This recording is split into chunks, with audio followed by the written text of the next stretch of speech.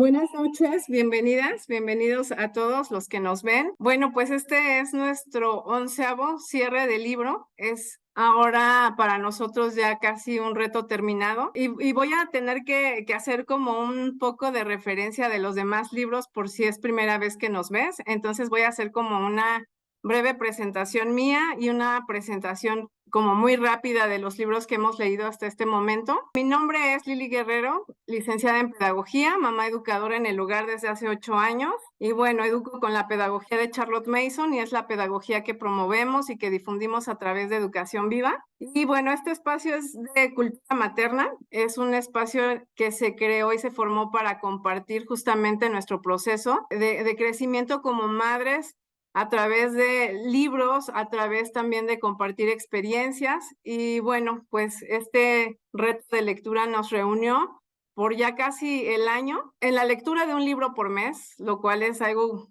pues bastante meritorio para una mamá que además de educar en el hogar, pues atiende todas las otras cosas en el hogar. Y bueno, voy a hablar rápidamente también de los libros que hemos leído hasta este momento y los cuales pues han sido de gran bendición para nosotros. Entonces, bueno, voy a empezar con el libro de Creada para hacer su ayuda idónea de Debbie Pearl, un libro, como lo hemos comentado muchas veces, que le habla a la mujer que es esposa, le habla a partir de la misma palabra de Dios, ¿verdad? Con ejemplos prácticos de una mujer que ya a la edad en la que ella se encuentra, pues ofrece consejos a mujeres jóvenes que están en este proceso del matrimonio, ya sea comenzando el matrimonio o incluso, ¿verdad?, tratando de volver o de recuperar el matrimonio que probablemente, pues, por las múltiples faltas, ¿verdad?, que cometemos como pecadores, pues, presentan y rompen la relación. Este libro es, creo que uno de los que más,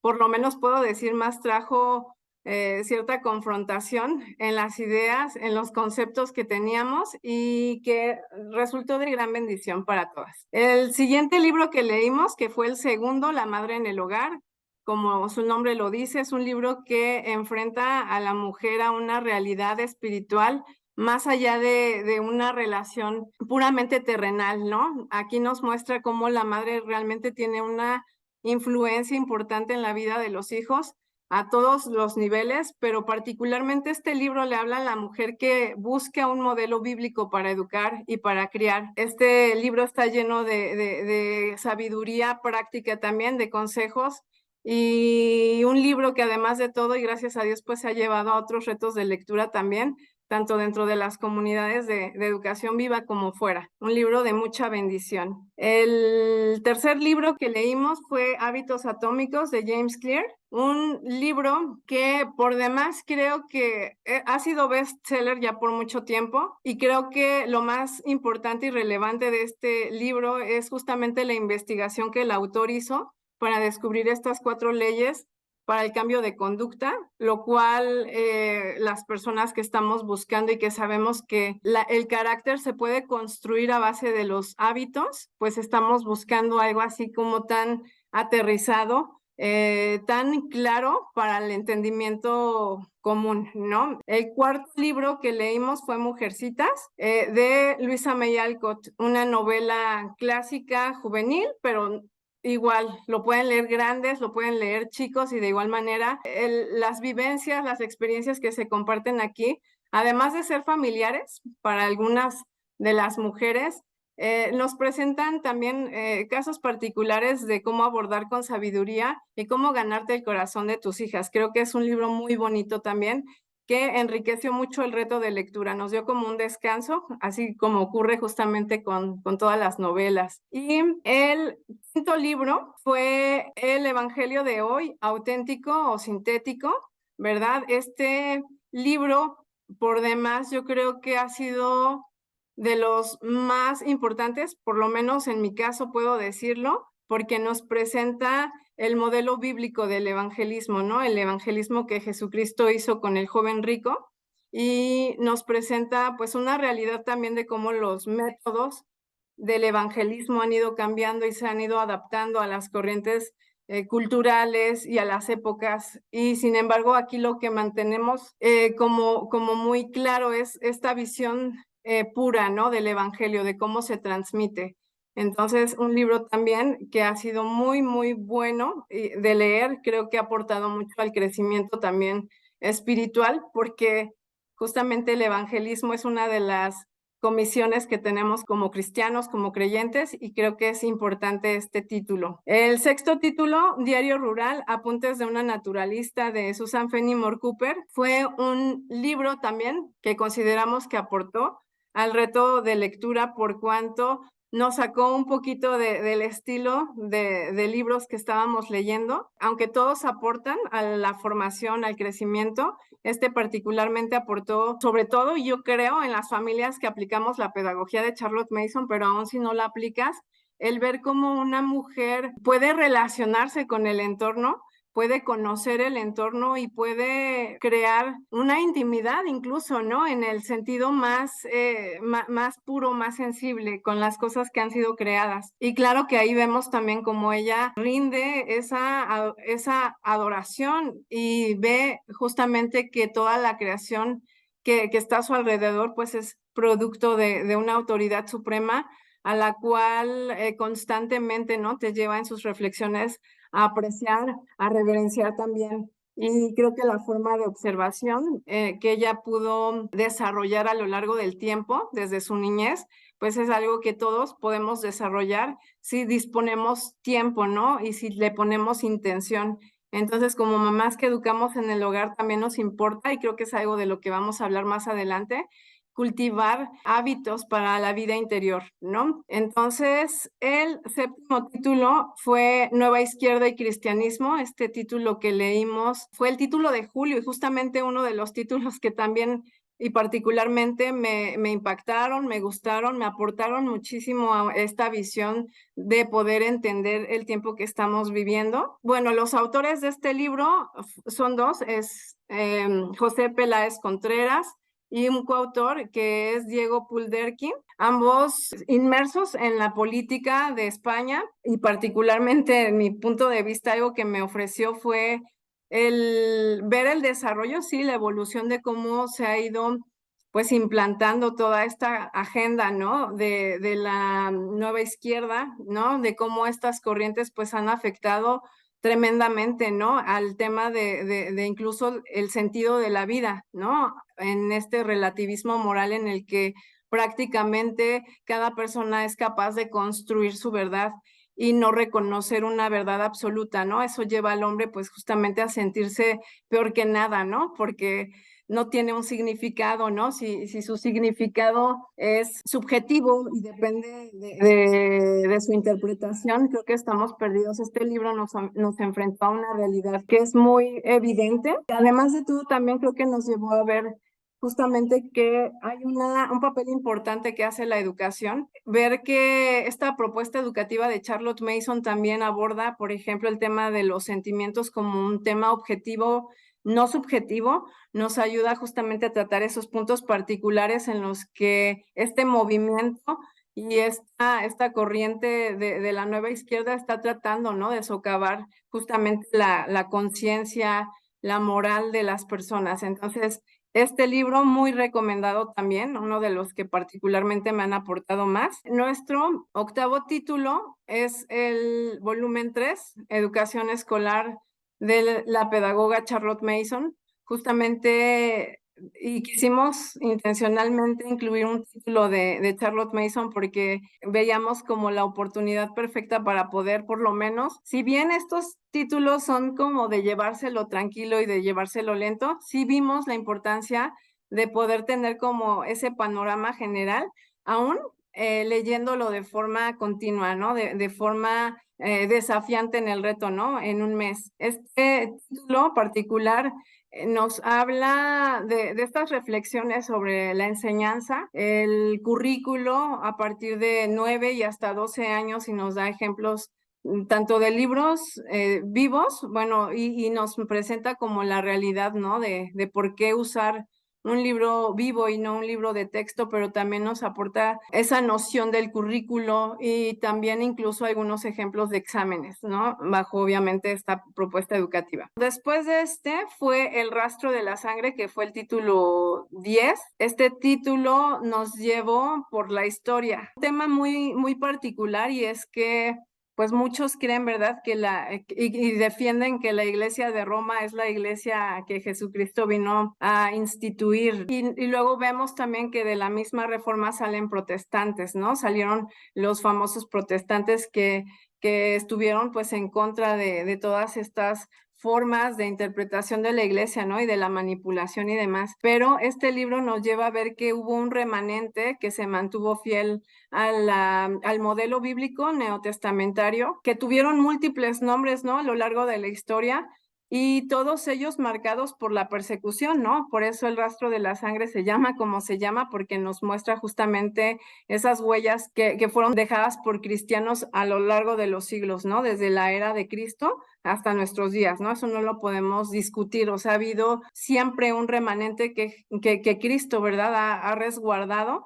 y que preservará, ¿no?, a lo largo del tiempo hasta que llegue el cumplimiento de lo que ha decretado, ¿no?, de la palabra como nosotros pues la creemos en las escrituras. El reto del mes pasado, de octubre, fue también muy interesante porque rompimos un poquito la línea y nos fuimos hacia el punto de los libros libres, ¿no? Pero particularmente para abordar una artesanía, una manualidad o alguna cuestión práctica que nos ayudara o nos enriqueciera en alguna actividad en casa, ¿no? Ya sea para embellecer el hogar. Vimos también ahí un libro que nos recomendaron sobre decoración del hogar. También vimos un poco sobre cómo producir velas, ¿no? Ya sea que lo quieras ver como una forma de ingreso adicional, ¿no? Una forma de generar un ingreso, o como una manera también de aprender una actividad que te ayude no solamente para tu hogar, sino también para regalar, ¿no? Vimos también, bueno, y nos compartieron de un libro sobre artesanos bíblicos en los que pues se presentan muchas actividades también que se pueden realizar en el hogar, inspiradas sí en muchas de las cosas que se hacían en los tiempos bíblicos como tal. Algunos de los otros títulos también que creo que resultó muy interesante para algunas mamás fue el de los menonitas y cómo es que ofrecen toda esa sabiduría que han adquirido con el tiempo para cuidar del hogar a través de un consumo pues consciente, de poder hacer más con menos, ¿no? De no consumir más de lo necesario y de consumir con conocimiento, con sabiduría, de hacerlo de una manera responsable también, entendiendo que Dios ha provisto, ¿no?, las cuestiones que necesitamos, y tener la sabiduría para poder verlas, ¿no? Para poder ver en la sencillez, pues, todo ese recurso que está para nosotros. Entonces, este reto fue muy bonito, muy enriquecedor. Algunas optamos más bien por llevarlo como al plano de lo más práctico, ¿verdad? Hubo quien vio, por ejemplo, una complicación en el tema de seguir instrucciones a través de un libro, que fue mi caso, y que sé que también fue el caso de alguna otra mami del reto. Y entonces, pues esta parte sí la vemos como complementaria, ¿no? El poder cultivarnos también en una artesanía que nos ayude en el hogar y que nos ayude también, pues, no solo a embellecer el hogar, probablemente también a generar un ingreso adicional si es que fuera necesario, ¿verdad? Muchas veces creo que la necesidad viene, sí, por múltiples causas, pero el saber hacer las cosas suma mucho también para poder incluso enseñar a nuestros hijos, ¿no? Diferentes actividades y que prueben a hacer diferentes cosas. El reto de este mes creo que ha sido uno de los que más, por lo menos y personalmente también me ha volado la cabeza. Ha sido realmente muy confrontante, a la vez te ofrece una perspectiva de la educación que es compleja. Y bueno, pues voy a presentar este libro que seguramente y probablemente lo vieron ya también ahí en nuestras redes, que es de John Taylor Gatto. Este libro, bueno, antes de hablar incluso del libro, quisiera hablar de él para que nos demos como una idea de qué trata justamente este libro. Y en la biografía dice que él fue un educador, fue autor y defensor de la educación alternativa. Él se destacó por sus críticas al sistema educativo tradicional de Estados Unidos. Durante sus 30 años de carrera como maestro, recibió varios premios por su desempeño docente, incluido el premio de Maestro del Año del Estado de Nueva York en 1991 y 1992. Estos son datos que él mismo ofrece en este ensayo, en este libro en el que presenta justamente toda su crítica. Dice que a pesar justamente de todo eso, ¿verdad? Él y de los logros que tuvo en la enseñanza, se convirtió en un crítico de la educación convencional. El libro que leímos, que fue Armas de Instrucción Masiva, es uno de los más conocidos, ¿no? Es de hecho la obra más conocida de este autor, donde él argumenta que este sistema educativo está diseñado para producir conformidad y obediencia, en lugar de fomentar el pensamiento crítico, la creatividad.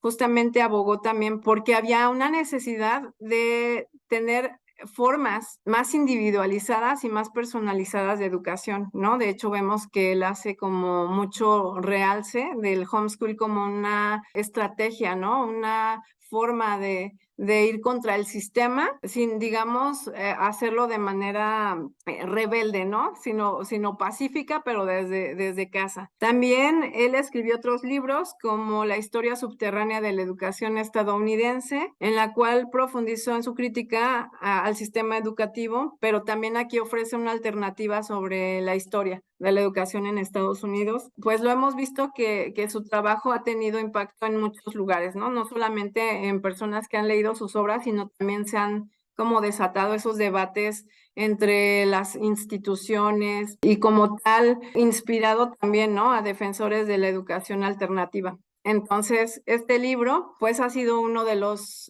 que creo que todos deberían leer, padres de familia, maestros, cuanto más maestros creo que deberían leer este libro. Bueno, vamos a entrar pues ya de lleno a conocer las reflexiones. La verdad es que este cierre del libro tiene algunos temas muy interesantes. La dinámica para este cierre es justamente ver esas reflexiones que quedaron del libro hacia puntos específicos. O sea, probablemente ha sido muy difícil ver sobre qué punto específico hemos sido como mayormente impactadas, ¿no? En la visión, con el propósito, obviamente, de transmitir un poquito de lo que este libro nos ha dejado. Pues vamos a hablar sobre temas particulares, no capítulo a capítulo, sino más bien como reflexiones personales de algunos puntos. Y voy a comentar rápidamente que vamos a hablar sobre diferencias entre la educación y la escolarización, también la adolescencia como un invento y mentir por omisión, que es un punto importante del libro, también cómo la educación fomenta el consumo, la irrelevancia del currículum, las aulas como prisión del conocimiento y también cómo la educación de hoy aliena al niño y le priva de tener y cultivar una vida interior. Entonces, esos son los temas y vamos con el primer tema a cargo de Ale de Servín. Así es,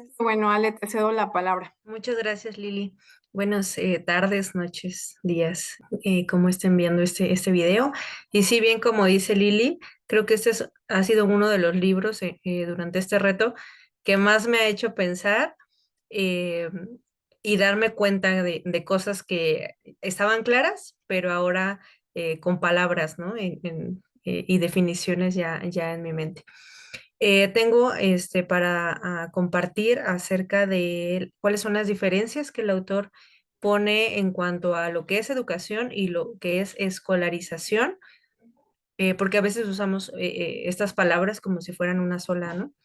Entonces, saqué aquí algunas citas, tengo 4 o 5 citas para compartirles. Eso también, creo que ya lo he dicho en otras ocasiones, ¿no? Como para quienes no han leído el libro, meterles ahí la cosquillita de leerlo, porque la verdad hemos sido durante todo este reto muy confrontadas, muy animadas, en primero la educación hacia nuestros hijos, pero también el poder poner esa granito de arena o eh, no sé si decirlo como despertar o llamar la atención en cuanto a algunas cosas que hemos dado por hecho, ¿no? Entonces, la primer cita dice, y con eso, con esta fue que yo le decía a Lili, yo quiero hablar acerca de estas diferencias, ¿no? Porque me puso a pensar primeramente a mí. Dice el autor, separa la escolarización y la educación en compartimentos y saltarán a la vista diferencias útiles. La escolarización es cosa de instrucción de hábitos y actitudes. Ocurre de afuera hacia adentro. Y la educación es, en primer lugar, cuestión de dominio de uno mismo, después se trata de autoconocimiento e incluso de autotrascendencia. Se puede compensar con facilidad la falta de escolarización, pero sin educación irás tropezando por la vida, presa fácil de la explotación y el fracaso, sin importar cuánto dinero ganes. Entonces, esta es la primera diferencia, ¿no? En cuanto a qué es un conocimiento, la escolarización de afuera hacia adentro, es algo que tratamos de ir metiendo en las mentes de los alumnos, es instrucción de hábitos, pero para hacer también un poquito la diferencia en cuanto a que ya hemos platicado acerca de los hábitos en la pedagogía de Charlotte Mason, es estos hábitos de la escolarización es en cuanto a formas de esto es así y punto, ¿no? Y repetirlo y repetirlo y repetirlo, como dice el autor, por ejemplo, que tienes que pedir permiso para ir al baño, ¿no? En el aula, que tienes que ponerte de pie cuando entra el maestro o el director de la escuela, ¿no? Se habla acerca un poco más de esos hábitos, ¿no? A diferencia em, de los hábitos en la pedagogía de Charlotte Mason, que es, por así decirlo, valores que empezamos a caminar junto con nuestros hijos, ¿no? Porque me parece importante esta palabra, ¿no? De hábitos también.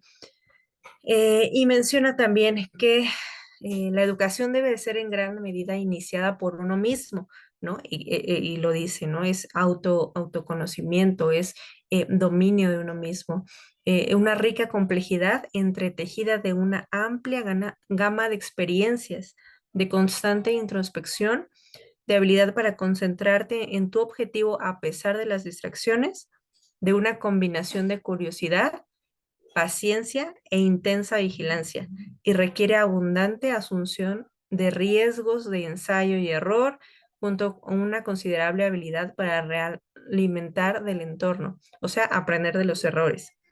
Y contrario a la escolarización, dice, piensa en el colegio como un laboratorio de condicionamiento que instruye a base de repetición a individuos naturalmente singulares y únicos para que respondan como grupo, para que acepten el hastío continuo, la envidia y una capacidad limitada solo como cualidades naturales de la condición humana.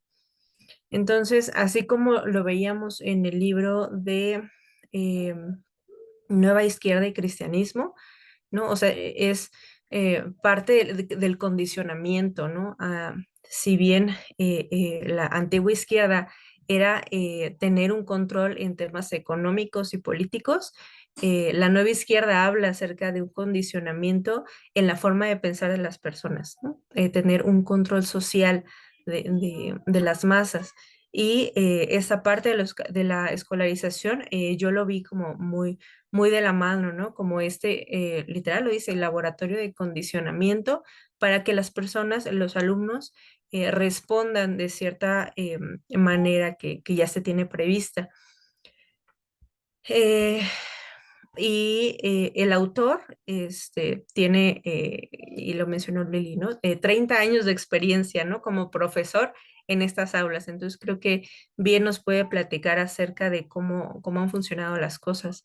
Y una de las cosas que dice eh, en esta otra cita, dice, desde el primer mes de mi carrera de 30 años de profesor, me di cuenta de que el poder intelectual, el conocimiento creativo y un buen carácter estaba disminuyendo en mi clase y que de hecho yo había sido contratado precisamente para ese propósito, ¿no? Entonces vamos, sigue hablando en esa misma línea, ¿no? De tener el control, de formar una, pues sí, generación obrera o generación que responda de la misma manera ante las autoridades. Ujú. Y pues un poder para mermar ese intelecto, esa creatividad, ese carácter de cada persona. ¿no? Que al principio del libro menciona cómo, o sea, ya ni siquiera interesa el em, cultivar las mentes y abrir esferas de conocimiento a los alumnos. Eso ya es segundo, tercer, cuarto plano, ¿no? Sino es otra vez repitiéndolo, ¿no? El tener un control en la manera de pensar de las personas, ¿no? Y contrario a esto es, dice el autor, ¿no? Que hay que zambullir a los niños a las estresantes pero estimulantes aguas de la vida real, ¿no? Y a medida que arraigaba esa comprensión, dice el autor, su dependencia de las casas de muñecas electrónicas disminuía, eso también en base a su experiencia, ¿no? Hablaba acerca de que la escuela y los aparatos electrónicos, llámense tablets o smartphones, eh, actúan en la misma línea, ¿no? De eh, predecir una respuesta y alejarnos de la vida real. Ujú. Eh, Aquí confirma algunas am, temas, frases del filósofo escocés Adam Smith, ¿no? Que dice, él tenía razón cuando dijo que los ambientes artificiales producidos por el libre comercio y la constante competición causan daños psicológicos de cuatro formas, ¿no? Y aquí está bien interesante, ¿no? Y lo voy a leer tal cual, dice, la primera es, hace a los trabajadores cobardes. Segunda, los hace estúpidos. Tercera, los hace perezosos. Y cuarta, los hace indiferentes a todo, salvo a las necesidades animales, ¿no? Y el autor dice, solo la educación curaría las heridas de la comunidad y del individuo, ¿no? Causado por todo esto.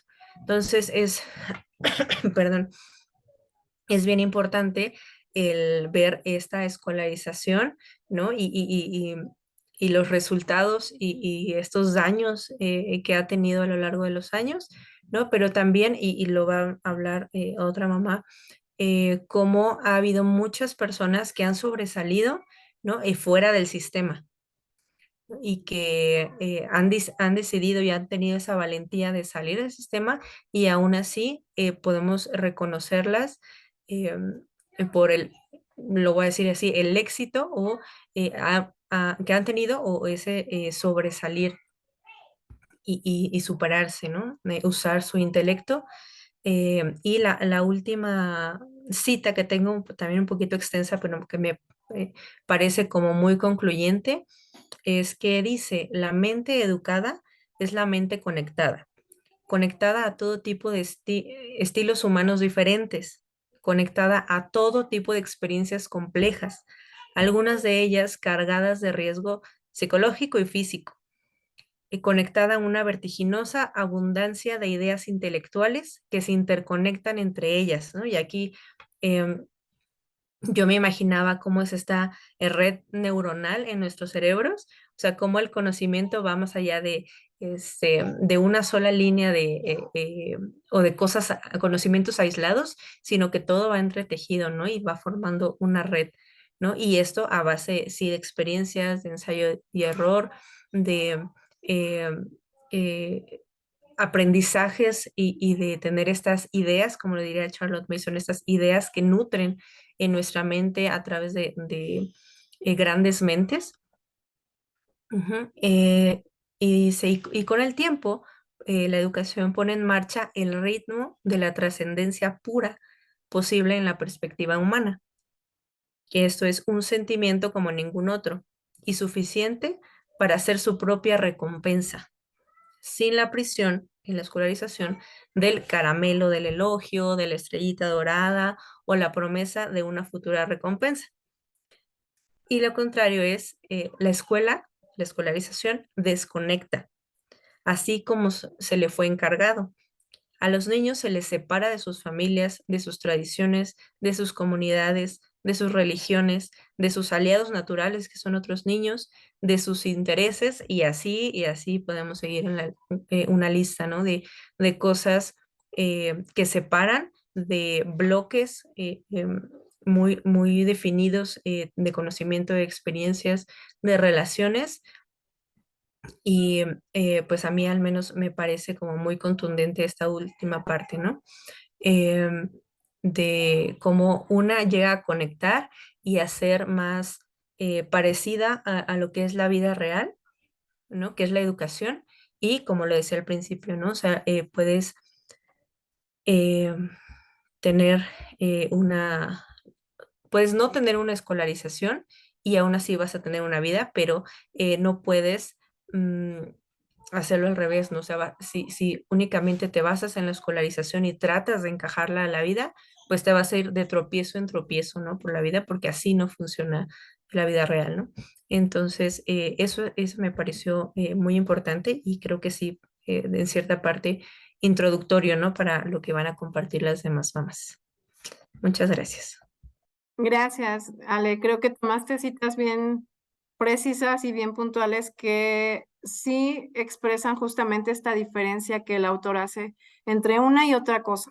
Incluso yo creo que a ustedes también les debió haber pasado por la mente justamente la pedagogía de Charlotte Mason y cómo esto está tan claro, y creo que a partir de entender cómo funcionan estos principios que se rigen en la naturaleza, ¿no? En el mismo curso de la naturaleza, te das cuenta que lo otro, pues no está ni cerca de ser una educación genuina, ¿no? Es una educación completa, una escolarización más intencionada hacia otros fines. ¿Te das cuenta? Creo que a partir de este análisis. Gracias, Ale. Voy ahora con Jazz, que nos va a hablar de la adolescencia como un invento y mentir por omisión. Entonces, vamos contigo, Jazz. Sí, buenas noches a todas. Este tema, bueno, varios fueron muy interesantes y quedaron, ¿verdad?, en mi mente. Uno de ellos fue en realidad el subtítulo se llama La extensión artificial de la infancia, pero habla aquí también de la adolescencia como una extensión de la infancia. Entonces, me llamaba la atención como el autor decía, comentaba de algunas personas que habían hecho ya grandes cosas o ya estaban haciendo, a pesar de tener una edad que ahorita consideramos como adolescente o incluso preadolescente. Entonces dice, hasta hace muy poco, a las personas que cumplían 13 años no se les veía en absoluto como niños. O sea, y pensaba aquí en esto, dice, mencionó una persona, la verdad no la conozco, era una mujer, pero decía que se había casado como a los 15 años. Y yo pensaba, mi abuelita se casó entre 14 o 15 años y se hizo cargo de más de 10 hijos. Y mi abuelito, pues me imagino que también estaba a lo mejor unos 18, pero se hicieron cargo de una familia. O sea, en ese tiempo se les consideraba aptos para hacerse cargo de una familia, en el caso de los hombres, para poder proveer a una familia. Y esto llamaba mi atención. Bueno, dice, los así llamados niños querían madurar tan rápido como fuera posible. Antes, ¿verdad? Que lo que estamos mencionando ahorita, cuando los niños no se les consideraba a los 13 años niños, dice, ellos podían construir carreteras, hacer canales, hacer ciudades, vendían hielo a la lejana India. Él es un autor como que está dirigido pues al público de Estados Unidos, entonces hace como que algunos ejemplos referentes a eso, ¿no? Y al lugar. Y produjeron tantos milagros, dice, desde el revólver al barco de vapor, pasando por el vuelo tripulado. Entonces dice, en aquellos días, cuando ellos hacían todas esas cosas, no se les agobiaba con la etapa de adolescencia, lo pone entre comillas, o cualquier otra extensión de la infancia. Ellos querían, los niños, querían madurar tan rápido como fuera posible, dice. Motivo por el cual, por eso puse ahí una foto, las fotos antiguas mostraban a chicos y chicas que parecían hombres y mujeres ya. Entonces, en realidad los niños querían rápido madurar y poder sentirse como adultos ya y poder hacer trabajos de adultos. Y si pensamos en el contraste de ahorita, a lo mejor el pensamiento que pues que abunda, ¿verdad? Entre los jóvenes incluso, pues es realmente contrario a esto, ¿verdad? O sea, realmente no quieren madurar y no quieren hacerse responsables. Dice, las vidas que son asignadas. Bueno, aquí nos da como una razón del por qué ahorita está esta etapa, ¿no? ¿Por qué se ha formado, por qué se ha creado de cierta forma lo que es la adolescencia? Dice, las vidas que son asignadas a trabajos rutinarios funcionan mejor si se mantienen infantiles. Entonces aquí dice, se necesitan niños y se necesitan trabajadores. Juntando estos dos, pues está perfecto, ¿verdad? Tener como que mentes infantiles, no tanto como que sean niños, sino que tener esa mente infantil para que puedan trabajar. ¿Por qué? Como dice aquí, porque estos trabajos que son rutinarios funcionan mejor si mantienen esta mente infantil. Porque son obedientes, porque son mejores consumidores, que ahorita se va a comentar mucho sobre este tema del el ser consumidor, y porque tienen poca resistencia natural a comprar, a ser consumidores. Bueno, antes de este dice, la escuela ha hecho un muy buen trabajo en convertir a nuestros niños en adictos, pero un trabajo espectacular en convertir niños en niños. O sea, aquí vemos como herramienta para estas mentes infantiles, pues la escolarización.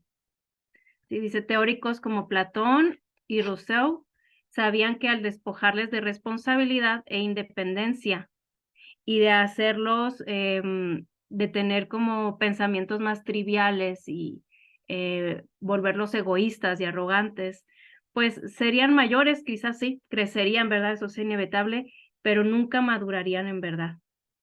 Entonces, ¿cómo vemos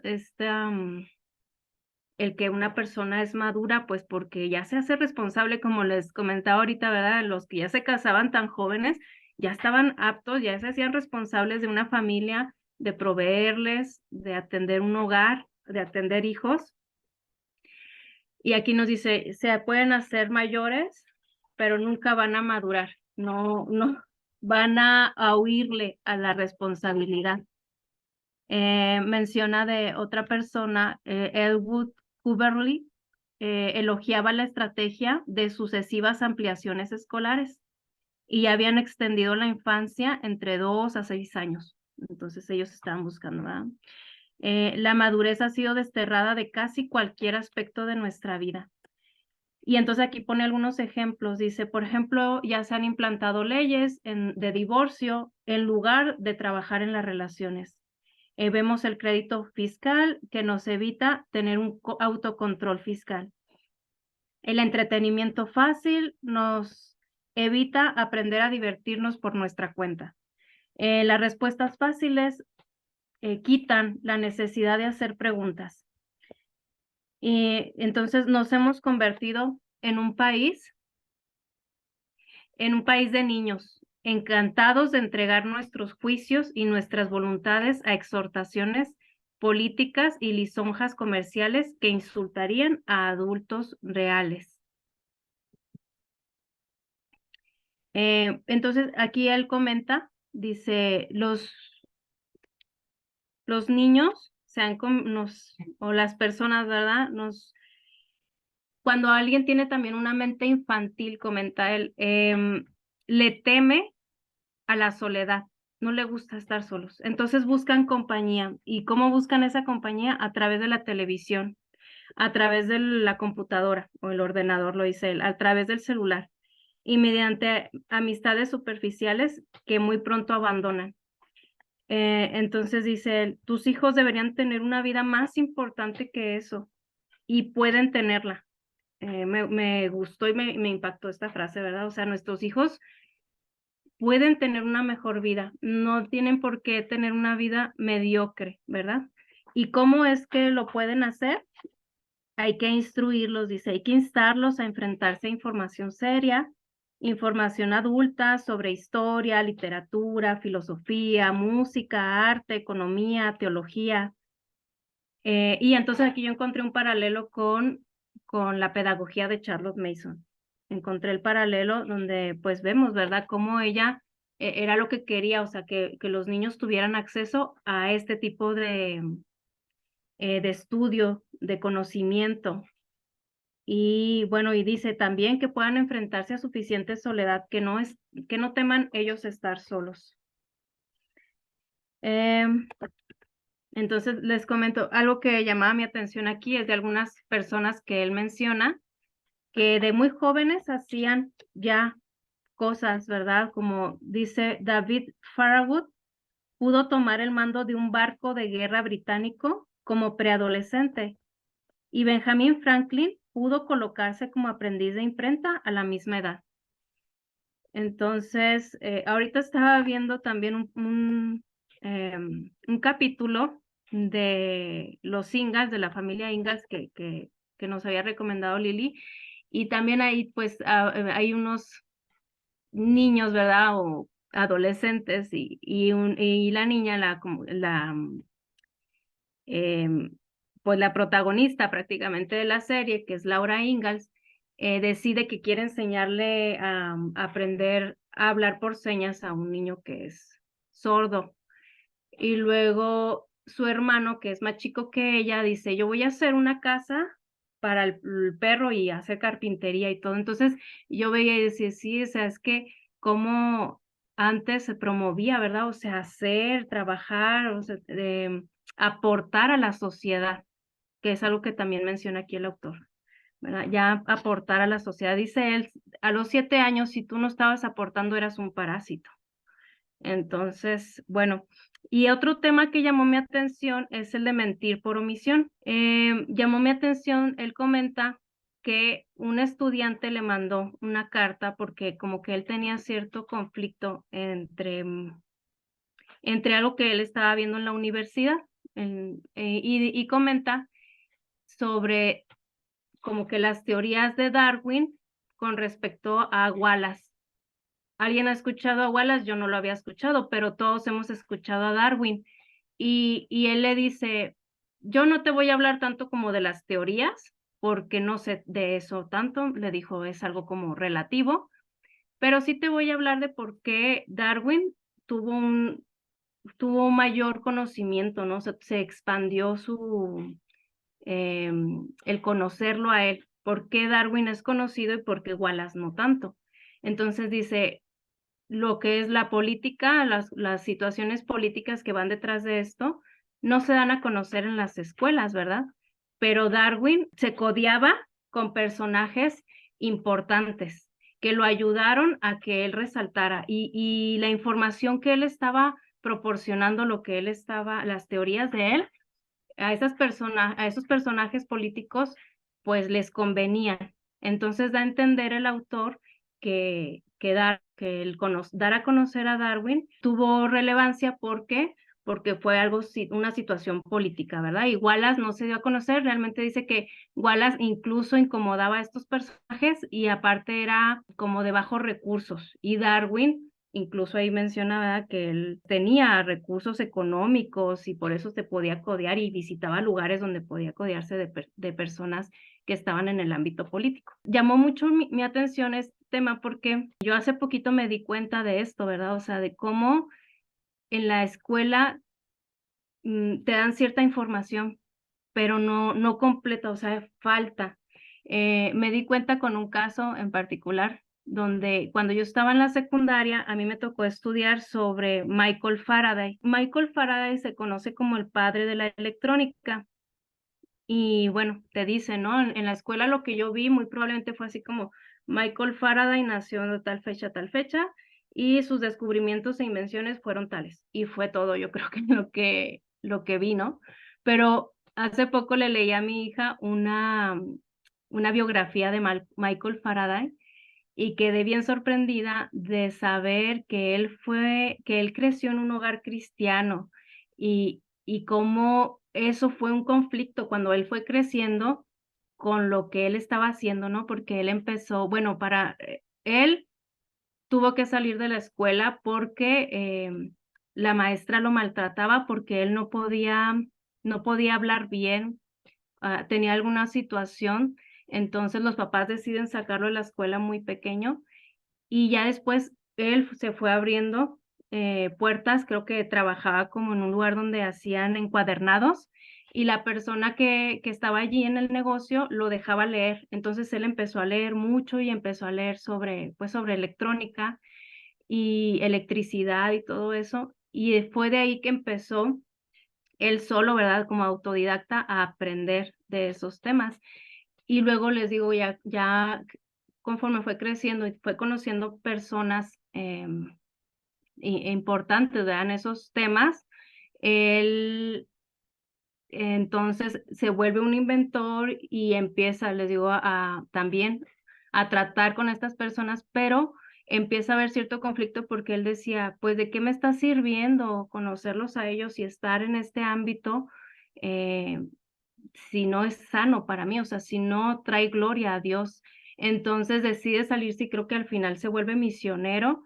Y todo esto yo no lo conocía, ¿verdad? O sea, cuando yo lo vi en la secundaria, yo no conocía más de su vida y creo que es importante que pudiéramos saber más detrás de las personas y saber que tenían también, que batallaban con ciertas cosas o con algo de su carácter.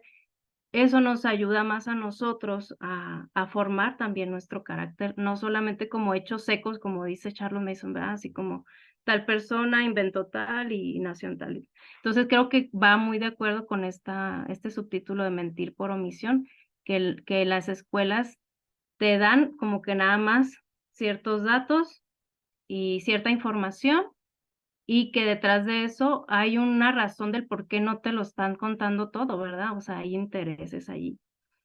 Y básicamente sería eso lo que voy a compartirles. Sí, ese tema tan particular, creo que también en los paralelos que hicimos con la pedagogía de Charlotte Mason, por lo menos yo, vi cómo ella sí tiene una concepción adecuada del niño. El niño es esto, ¿no? Su primera infancia es la que tiene que tener un periodo receptivo, ¿no? Él aprende a través de los sentidos. Entonces, esas primeras experiencias que él tiene son necesarias para esa etapa de la vida, ¿no? Más después el niño ya necesita una carga de conocimiento, entonces nunca se pierde el foco de que el niño es persona. Es consciente de que el niño pasa por un proceso, ¿no? Sin embargo, nunca se le deja de tratar como una persona capaz de relacionarse con las ideas, con la naturaleza, con las personas. Y, y qué interesante también eso que compartiste, porque esas citas también para mí resaltaron mucho el tema de cómo se infantilizan los recursos incluso, ¿no? Porque la mente no madura, nunca va a madurar con recursos que son para niños, ¿no? Entonces conviene hacer como esa prolongación, ¿no? Ese periodo tan largo de la infancia para que los recursos casualmente infantiles para esa época no permitan la madurez de la persona, ¿no? Se mantengan en un estado infantil. Otro de los paralelos también es que uno ve que los niños, por ejemplo, tienden a ser egoístas, ¿no? Esto es mío, ¿no? Y viven para ellos, piensan que las personas están para complacer sus caprichos, ¿no? Entonces, si una persona no madura, no sirve a otros, ¿no? Es individualista y piensa solamente en sí, ¿no? En su persona. Entonces, qué terrible pues ver una situación así, ¿no? En la que la persona pues no llega a florecer en su vida, ¿no? O sea, todo el florecimiento que ocurre desde la infancia es coartado por estos métodos, ¿no? Y como comentabas bien, ¿no? Estas intenciones que se descubren cuando ya analizas el asunto, ¿no? De por qué. Comentaste varias cosas interesantes. Creo que mucho de lo que se comente en los demás, en las demás reflexiones van a estar como muy entrelazadas, porque yo también incluso tomé algunas citas de las que tú pusiste, señal de que nos hace bastante ruido esos temas. Y bueno, pues voy con la siguiente persona, que es Gaby, que nos va a hablar de cómo la educación fomenta el consumo, ¿no? Va muy de la mano con lo que ya nos habías como introducido un poquito. Hola, buenas noches. Sí, yo voy a hablar de una idea que encontré presente en todo el libro, que es cómo la escuela forma más consumidores que productores. y cómo la educación tiene el potencial para revertir esta condición. Entonces, pues hice algunas anotaciones con base en algunas citas del autor y bueno, ahí les voy a ir compartiendo. Al inicio bueno, muy al principio del libro, nos habla cómo en la escuela a los niños se les divide en clases, ya desde ahí separándolos para que en un futuro no tengan oportunidad de, de encontrar la manera de asociarse y colaborar y crear, sino siempre estar separados desde chiquitos, pero a la vez, ya que están divididos en clases, intentan homogeneizarlos de manera artificial. Entonces ya dentro de la clase solo unos pocos son aptos para crear o producir y todos los demás están destinados a consumir. Dice una cita al principio: la escuela prepara a los niños para ser trabajadores y consumidores. Enseña a los tuyos a ser líderes y aventureros. Entonces desde ahí me gustó mucho esta cita, como mamás que educamos en el hogar tenemos esta oportunidad de enseñar a nuestros hijos a ser líderes y aventureros dentro del contexto que cada una y que cada familia vive. O sea, no tienes como que salir de donde estás para que tu hijo pueda desarrollar estas capacidades.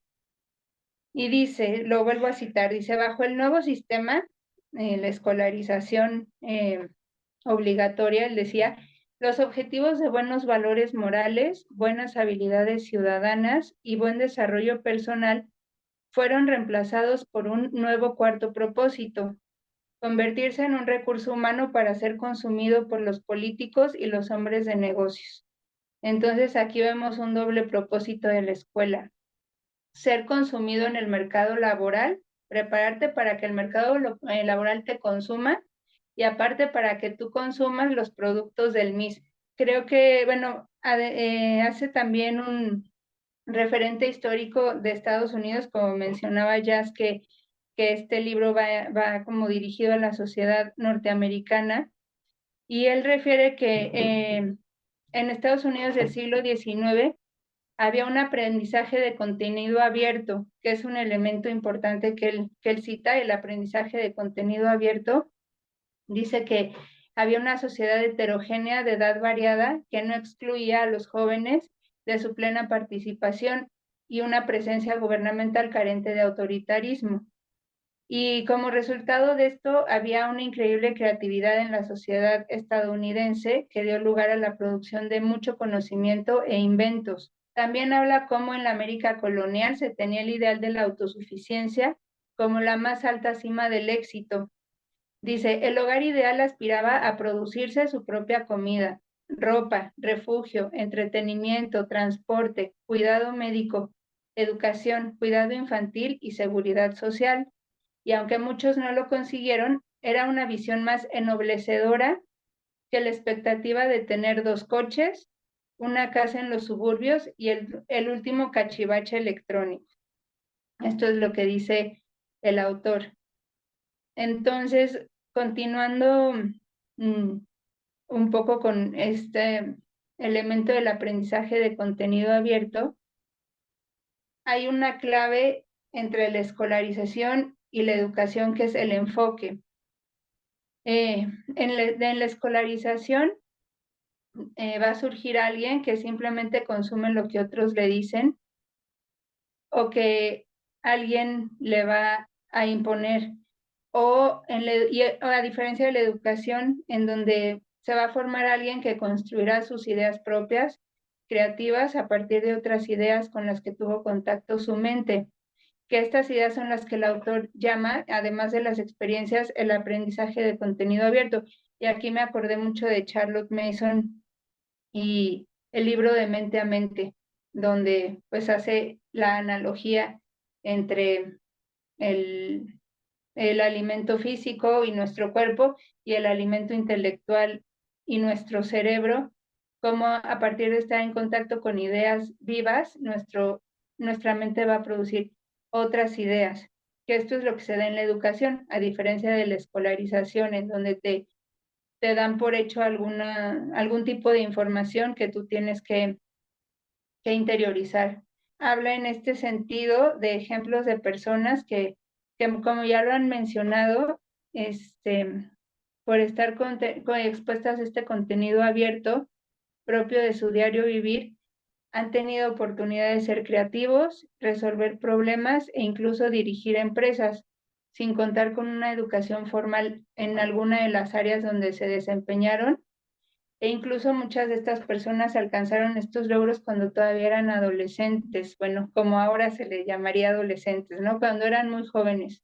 Dice otra cita, el aprendizaje de contenido abierto acepta que cualquier cosa puede ser un posible punto de partida en el camino hacia la autonomía y una buena vida. Casi garantiza que desarrollará una mente y un carácter independiente. Y bueno, una mente y un carácter independiente te van a llevar más a producir bienes, valores e ideas que a consumir. Y luego introduce también un elemento importante en la educación para producir, que es el conocimiento de uno mismo. Y dice, la verdadera educación solo puede empezar desde una base de conocimiento de uno mismo. Conoce la verdad de ti mismo o no serás más que un patético recurso humano. Tu vida habrá perdido su sentido. El crecimiento y el autodominio están reservados a aquellos que enérgicamente se dirigen a sí mismos, planeando, haciendo, creando, reflexionando, asociándose de forma libre, aprovechando la oportunidad. Entonces es importante que sepamos y nuestros hijos sepan quiénes son, qué les gusta, en qué son buenos o en qué les gustaría ser buenos y comprometerse con el esfuerzo y trabajo que esto implica. Y esto tristemente contrasta con otra cita del autor que dice, con las miles de horas que los niños desperdician, en las que no exploran, no juegan, no buscan oportunidades para su propio beneficio, sino que las pasan viendo a otra gente en la televisión, en los videos musicales y en los videojuegos. Entonces, en pocas palabras, aquí están consumiendo la vida de otros en lugar de crear su propia vida. Y más adelante dice, suficiente actividad por sí misma y dirigida en cualquier dirección haría que los niños redujeran el tiempo gastado en quedarse mirando cajas iluminadas. Entonces aquí pues, así como que por consecuencia de leer esta cita me acordé del tiempo al aire libre en la pedagogía de Charlotte Mason. Él dice que la actividad por sí misma y dirigida en cualquier dirección te va a alejar de estar consumiendo el tiempo en los dispositivos electrónicos. Y Charlotte Mason sabemos que dice que la clave para los niños hasta los 9 años es el tiempo al aire libre, lo más que se pueda. Y también el desarrollo y el fomentar hábitos mentales y morales. También él dice que tenemos que buscar un buen dominio de la alfabetización activa de la oratoria y la escritura, del coraje, de la curiosidad, que los niños comprendan que la educación tiene que ver con ellos y no con los intereses de otros. Y por nuestra parte, fomentar movilidad, una dieta adecuada y un ambiente libre de estrés. Como madres que educan en el hogar, nuestra tarea es estudiar las necesidades de nuestros hijos y ofrecerles oportunidades. Y bueno, en conclusión, yo aprendí o reflexioné que la escolarización no es la única vía para aprender, que no necesitamos ser educadores para enseñar y que detrás de la educación pública siempre ha existido una agenda oculta. También reflexioné en que, como dice el autor, comenta el caso de una persona que recuerda la lección más importante de su vida a los 4 años de edad. Y también habla de una persona, de una mujer, que a los 3 años fue capaz de quitar las rueditas de apoyo de su bici. Y dice, imagínense todo el proceso que hubo dentro de esa niña para llevarle a lograr esa acción. Entonces, creo que tenemos que ser muy cautelosas e intencionales en lo que enseñamos a nuestros hijos, las ideas a las que los exponemos y lo que hablamos con ellos, y tener muy presente que son personas y tratarlos como tal más que como niños. Y también me hizo pensar mucho en los límites, que tenemos que ser muy cuidadosos en fijarlos porque sin duda son necesarios, pero también es importante que no caigamos en extremos, porque el autor cita lo peligroso de los límites que puedes encontrar en la escolarización. Voy a leer la cita. Son puros no. Dice, no corras, no hables, no trepes a los árboles, no juegues de forma brusca, para de moverte, no te levantes de tu asiento, no mires por la ventana, no te quites los zapatos, no comas ni bebas en clase, no te rías, no tardes mucho, no te adelantes en la lectura, no te salgas del camino. No digas me aburro, no te mezcles con niños mayores, no te quejes, no traigas juguetes, etc. Y dice que junto con estos no va implícito, no tengas tus propias ideas, no muestres iniciativa, no seas independiente, no tomes tus propias decisiones y en conclusión no seas responsable de tu propio aprendizaje. Entonces, reflexioné en que los límites que establezcamos no los conviertan en personas con miedo a tomar riesgos o que los conviertan en pasivos y no en activos. Y por último, que la educación en casa nos ofrece la oportunidad y a nuestros hijos de que se conozcan a sí mismos y que reciban una educación de contenido abierto que les permita crear, además de consumir, porque sin duda pues el consumo es necesario y es una realidad, pero también tenemos que ser capaces de crear y satisfacer muchas veces nuestras necesidades. Y creo que crecer en un ambiente de un hogar educador donde cada quien aprende su rol, siembra una semilla de colaboración más que de competición aislada como puede darse en un salón de clases, y también les permite tener el suficiente tiempo personal y libre, que es otro aspecto que señala el autor, donde incluso se puedan aburrir para que su mente a partir de esto esté abierta a la creatividad.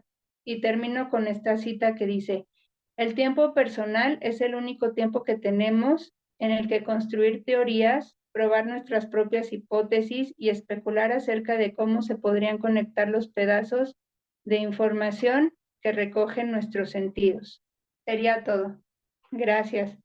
Gracias, Gaby. Gracias. Qué interesante conexión y las conclusiones que sacaste, creo que por lo menos yo las comparto. A mí me sonó mucho esta parte, bueno, porque cuando leemos a otros críticos también de la sociedad, por ejemplo, industrial, ¿no? En el tema particular de la escolarización como Iván Illich, que también es como una figura, ¿no? Muy reconocida de esta crítica que hizo al sistema y a la educación, a la escolarización más bien, no a la educación, sino a la escolarización. Creo que encuentras muchos paralelos y entiendes justamente, porque a mí, por ejemplo, leyéndolo a él, me quedaba claro que apuntaba, por ejemplo, el tema del consumismo, ¿no? De que se formaba a los niños para el consumo y que todo en sí era una red de consumo, pero no lo comprendía como tan claro como este libro lo deja. Y bueno, ahorita comentaste como varias ideas y él también tiene ahí un ensayo que se llama Alternativas, en el que ofrece justamente eso, alternativas a los modelos, ¿no? A las instituciones que ya funcionan. Y me llamaba a mí también la atención el tema de la ciencia de las relaciones, ¿no? Algo que comentaste también es que ellos se forman a partir de lo que ven, por ejemplo, no de primera mano, ¿no? Sino de lo que ven en la televisión y demás. Y por eso es importante y es algo que Charlotte Mason nos invitaba constantemente, que las relaciones del niño se dieran de primera mano, ¿no? Que no fuéramos intermediarios entre el conocimiento y ellos, ¿no? Y eso permite que justamente ellos busquen para así lo que necesitan para ellos, ¿no?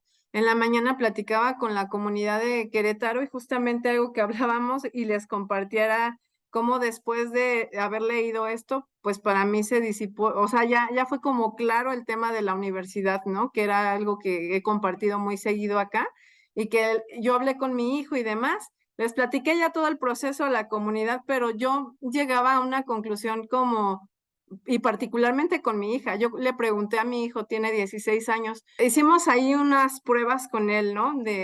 Después de haber como también entendido cómo opera este tema, le preguntaba yo a él qué estaba esperando para hacer lo que él quería hacer, ¿no? Para empezar a ganarse la vida de manera independiente, ¿no? A lo mejor dices, y ya vimos que el tema de la adolescencia pues solo ha sido un pretexto, ¿no? De hecho, en el libro él comenta sobre la universidad y lo habla como una pérdida de tiempo, ¿no? Para muchos ha sido una pérdida de tiempo porque algo que pudo empezar antes, ¿no? A empezar a generar incluso más experiencia, más conocimiento, se tuvo que postergar hasta después de la universidad. Entonces, en esta pregunta que le hice a mi hijo, yo misma también como que me contestaba con cómo yo he apoyado a mis otros niños, ¿no? Cuando claramente, y lo compartíamos en la comunidad de Querétaro, una mamá dijo, mi hija desde que tenía 3 años íbamos así a los supers y veía en el aparador la ropa, ¿no? Y decía, mira mamá, la ropa, yo quiero hacer mi vestido, yo quiero hacer esto, ¿no?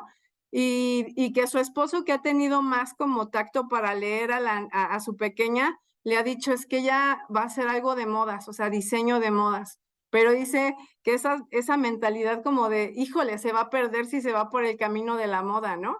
Incluso una mamá y le puso, bueno, es que puede diseñar ropa bonita, modesta para la mujer, ¿no? O sea, ¿por qué verle el lado así como de no? Porque se va a ir por otro lado.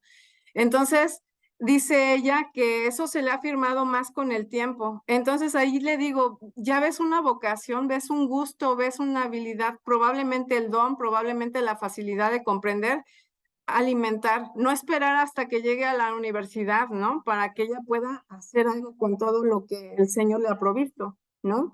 Entonces, me reflejaba yo también en mi niña, de que le gusta mucho, en los dos, ¿eh? Creo que todas aquí podemos tener una experiencia de que desde chiquititos ya dan muestras de hacia dónde tienen habilidad, hacia dónde tienen el gusto, el interés, la capacidad, la facilidad para comprender, ¿verdad? Porque no nada más es el gusto, ¿no? Sino que también se les dé. Entonces, ya viendo todo esto, a mí la verdad es que me llamó mucho la atención cómo nosotros limitamos que puedan tener esas experiencias propias, ¿no? Y empezar a construir su camino desde pequeños, ¿no? Empiecen a apuntar. Llega un momento en el que luego se sienten extraviados, porque como toda la educación de ahora se asocia con ganarse la vida, entonces ya no importa qué me gusta, ni para qué soy bueno, ni nada. Importa en dónde voy a ganar más dinero y qué voy a hacer. Entonces, desasociar eso como papás y desasociarlo en los hijos es complicado cuando ya son más grandes, pero si están chiquitos, yo les recomendaba a las mamás, vayan de una vez poniendo muchas formas en las que ellos puedan conocerse a sí mismos, que es algo de lo que habla el libro, ¿no? Y que voy a hablar yo más adelante. Pero al final de cuentas, creo que este tema a mí particularmente sí me sacudió mucho y creo que lo comparto mucho en las citas, incluso también anoté citas que tú anotaste, Gaby, de manera que pues estamos como muy conectadas, creo que nos han impactado también varios puntos de la lectura. Pero bueno, voy a seguir para no perder igual el hilo de todo esto. Y voy con Cari, que nos va a hablar de la irrelevancia del currículo. Entonces, adelante, Cari. Gracias, Lili.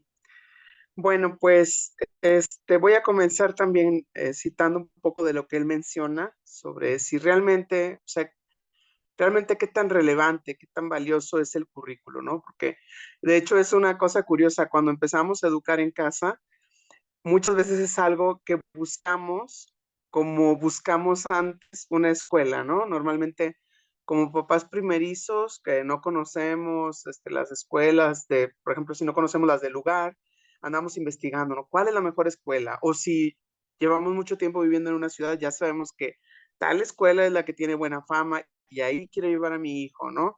Y luego muchas veces educamos en casa y trasladamos eso al currículo. ¿Y cuál es el currículo perfecto, no? ¿Cuál es el mejor, el que le va a dar todo, el que va a equipar a mi hijo, no? Y aquí habla precisamente de que realmente no es tan relevante, ¿no? Y bueno, habla particularmente de los currículos escolares, ¿no? Que cómo están llenos, dice, son diseñados para llenar largas horas de encierro hasta que estas vidas queden exhaustas, buscando el tiempo en que puedan ser puestas en libertad. Así es, ¿no? O sea, la escuela se vuelve una prisión de la cual el niño, e incluso el joven, el adulto, ya cuando estamos en la universidad, estamos viendo el momento en que podamos ser liberados, ¿no? Es por eso que suena la campana y todo el mundo grita y corre y feliz de poder ser libre, ¿no? Porque realmente tiene esta dinámica, tiene esta forma en que los contenidos muchas veces no tienen ni siquiera nada que ver. O sea, de hecho, ahorita que mencionas lo de la universidad, yo estoy justo en ese proceso con mis hijos mayores. El mayor acaba de comenzar, este, y bueno, entró a una universidad en línea, está haciendo, es una carrera, es una ingeniería que se hace en 3 años. Y yo le digo, es que a mí me parece bien, o sea, me parece bien que lo puedas hacer rápido y que puedas empezar ya a trabajar, ¿no? Porque la verdad es que todos los que hemos pasado por la universidad sabemos que sales de la universidad y realmente no sabes hacer nada, ¿no? O sea, sales a aprender. Ahora sí necesitas la experiencia, ¿no? Entonces, pues para 5 o 10 años en la universidad, si no vas a salir de ahí listo para trabajar. Ok, sí, se necesita para ciertas actividades, ¿no? Pero se necesita cierto conocimiento. Pero bueno, pero revisando los contenidos, las materias, nos topamos así con cosas que luego haciendo memoria del que iba en la universidad, por ejemplo, es de que, ¿y eso para qué es? O sea, es prácticamente lo que menciona aquí, o sea, es para cansarte. Y de hecho, también ahora va a haber una reunión de mis compañeros, ex compañeros de la universidad, y me da risa que mencionan de que, o sea, ¿se acuerdan cómo cuando estábamos en la escuela terminábamos tan cansados? Y pienso, esa no es la vida real. O sea, la vida escolar en la universidad, yo estudié arquitectura, era una de desvelos y matadas y una cosa horrible, que en la vida real sí hay momentos de presión, por supuesto, en el trabajo, pero la verdad es que no es así la vida todo el tiempo, ¿no? No es así la vida laboral. Y al contrario, creo que en mi caso particular, yo realmente disfruté más mi carrera cuando empecé a trabajar, cuando conocí realmente de qué se trataba la arquitectura. No en la escuela se vuelve odioso porque estás lleno de tareas y de cosas por entregar que además, la verdad, no sirven para nada. O sea, los trabajos que entregas no tienen un propósito real, ¿no? Entonces, bueno, eh, también en esto de la irrelevancia del currículo, menciona cómo aquellas personas, aquellos niños que son más flexibles, son los que una mejor supervivencia, mientras que en la escuela, o sea, el niño es más estable, vaya, es el que mejor le va, ¿no? El que es flexible y puede acomodarse a las cosas, es el que mejor le va. Mientras que en la escuela lo que se premia es la rigidez y menciona la obediencia, pero como una obediencia no positiva, sino, pues no sé, como sin pensar, ¿no? Y a mí me viene a la mente, hoy estábamos reflexionando en Proverbios, unos versículos de Proverbios, y estábamos leyendo un libro de Kevin Swanson de Proverbios, y él menciona que habla sobre la modestia, y él menciona que hay padres que empujan a sus hijas desde pequeñas a vestirse de manera inmodesta. Y yo me acordé de algunos casos que conocí que sí, y pensaba, ¿por qué los padres van a hacer eso? Y reflexionando, pues llego a la conclusión de que en la escuela fuimos tan entrenados a esta rigidez, a adaptarnos a lo que la mayoría dice, o sea, si todos dicen que esto es lo aprobado, que tienes que vestir de esta manera, hablar de esta manera, hacer estas cosas para poder ser aceptado, para poder ser un niño cool o lo que sea, pues hay que hacerlo, ¿no? O sea, nos vamos conformando y desgraciadamente muchos de nosotros no hemos superado eso. O sea, ya estamos en nuestros 30, 40 años y seguimos con esa dinámica en donde, ay, pues yo quiero que mi hijo o que mi hija sea aceptado, que sea un niño, que sea aceptado por todos los niños. Entonces, ¿qué está de moda? Esto, así voy a vestir a mi hija, ¿no? No importa que sea algo inmodesto, porque ¿cómo la voy a vestir de una manera en que los demás niños lo volteen a ver y digan, ay, qué rara se ve, ¿no? Cosas así. Entonces, es terrible cómo esas cosas permean hasta nuestra edad adulta, e incluso, pues, hay influencia hasta en nuestros hijos, ¿no? Esta, pues sí, esta falta de flexibilidad, esta rigidez en la que somos formados en la escuela, ¿no? Eh, y bueno, otra cosa que menciona es que el verdadero aprendizaje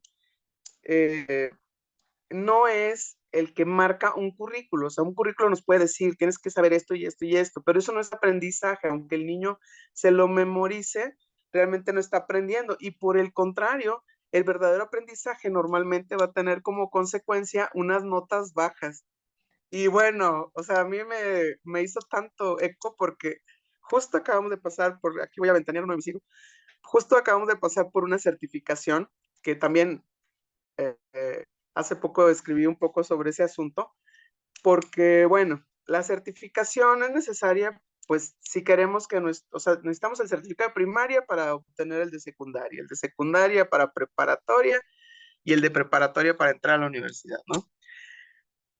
Pero muchas veces pensamos que un certificado es sinónimo de aprendizaje y la verdad es que no hay cosa más contraria, ¿no? O sea, definitivamente un certificado no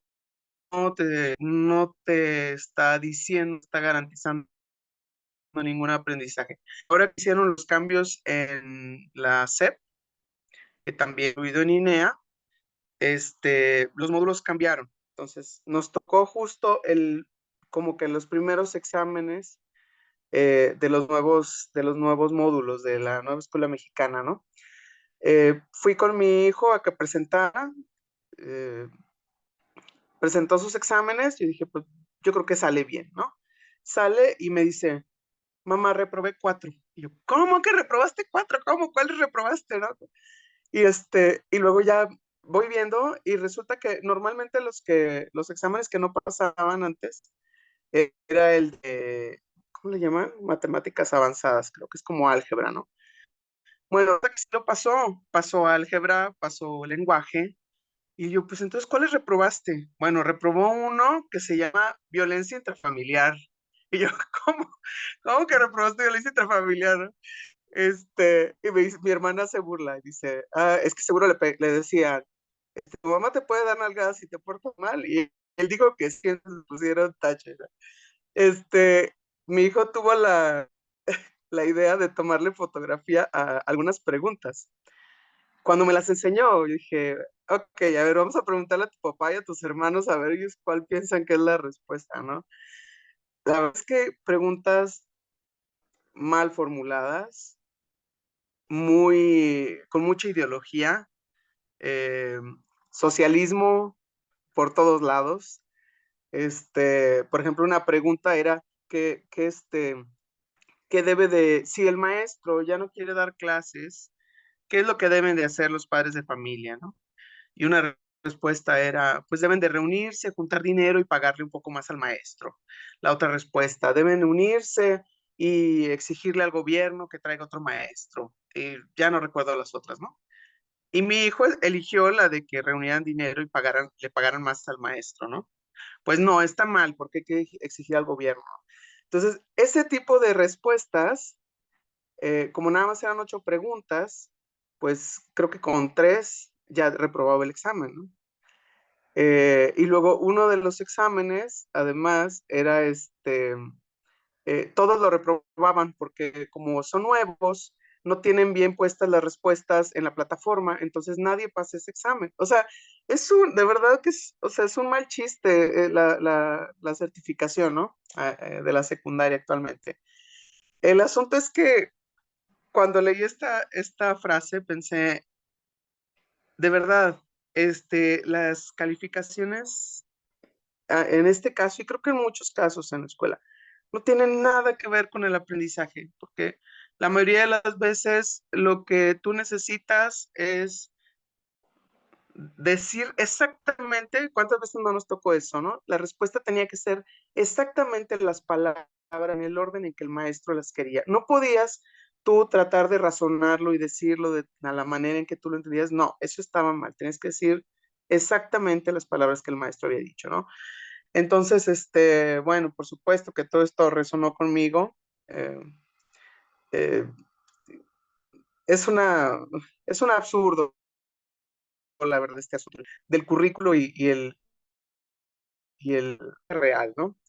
Y bueno, menciona por ahí a dos personajes, que al salir de la escuela,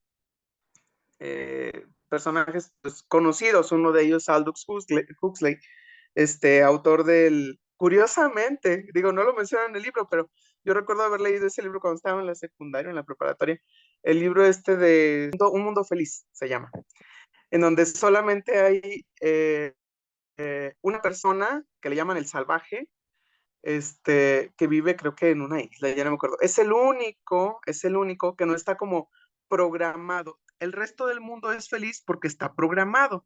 Ya le dijeron exactamente lo que tiene que hacer, ya sabe lo que tiene que hacer y entonces es feliz haciendo lo que tiene que hacer. Pero esta persona no, esta persona ha crecido con una libertad en su pensamiento. Entonces todos lo consideran como un salvaje. Entonces es interesante cómo Aldous Huxley tiene esa idea precisamente, creo ahora que entiendo, porque era una manera en que él se revelaba al sistema, ¿no? Decía, fui a una de las mejores escuelas y no aprendí nada. ¿Por qué no me enseñaron nada? ¿No? Porque no me enseñaron nada de lo realmente importante.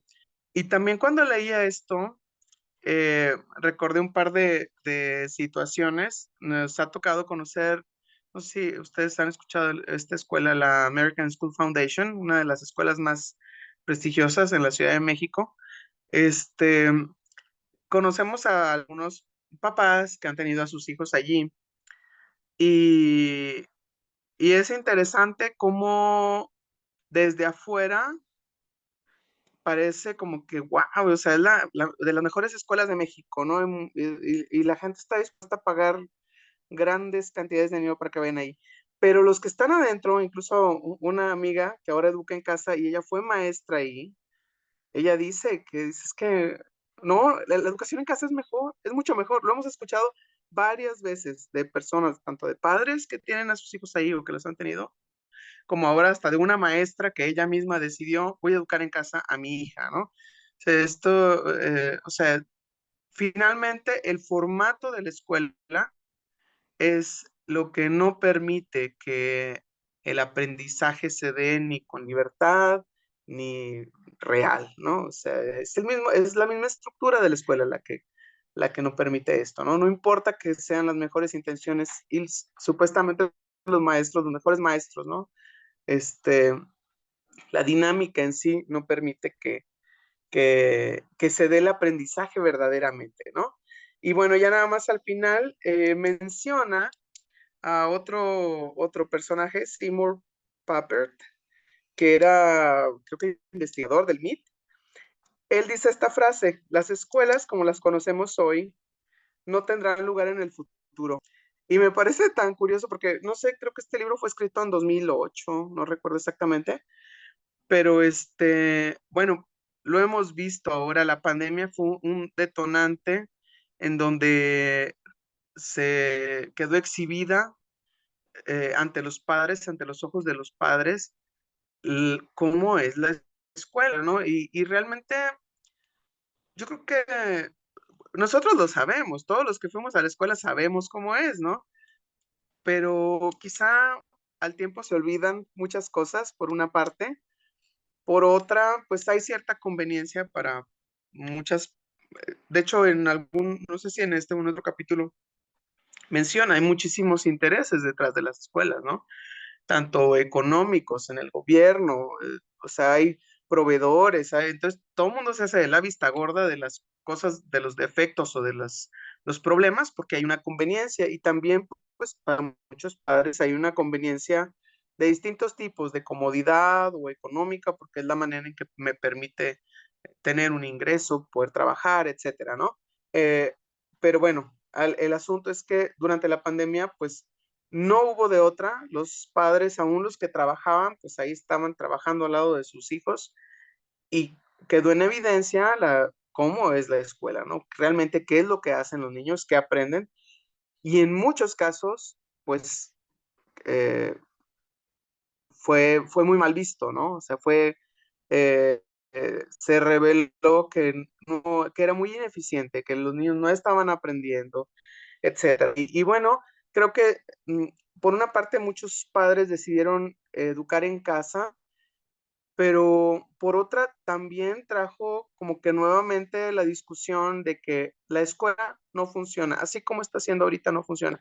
Por eso todo este asunto de que quieren hacer o sea, quieren implementar nuevas formas, que bueno, esto, por ejemplo, esto de la nueva escuela mexicana es interesante como lo que quieren hacer, supuestamente, es lo que hacemos los padres que educamos en casa, ¿no? O sea, este, no poner calificaciones, ¿no? Y que los niños puedan tener un aprendizaje, creo que le llaman transversal o algo así, ¿no? Que puedan aprender como de todas las cosas de manera integral y cosas así. Eso es lo que hacemos quienes educamos en casa, ¿no? O sea, aprendemos eh, de manera natural, eh, e integral, no por secciones, no es de ya terminó esta materia y ahora ya olvídate de esto y vamos a lo que sigue, ¿no? Sino que vemos geometría en la naturaleza y vemos matemáticas en todas partes, ¿no?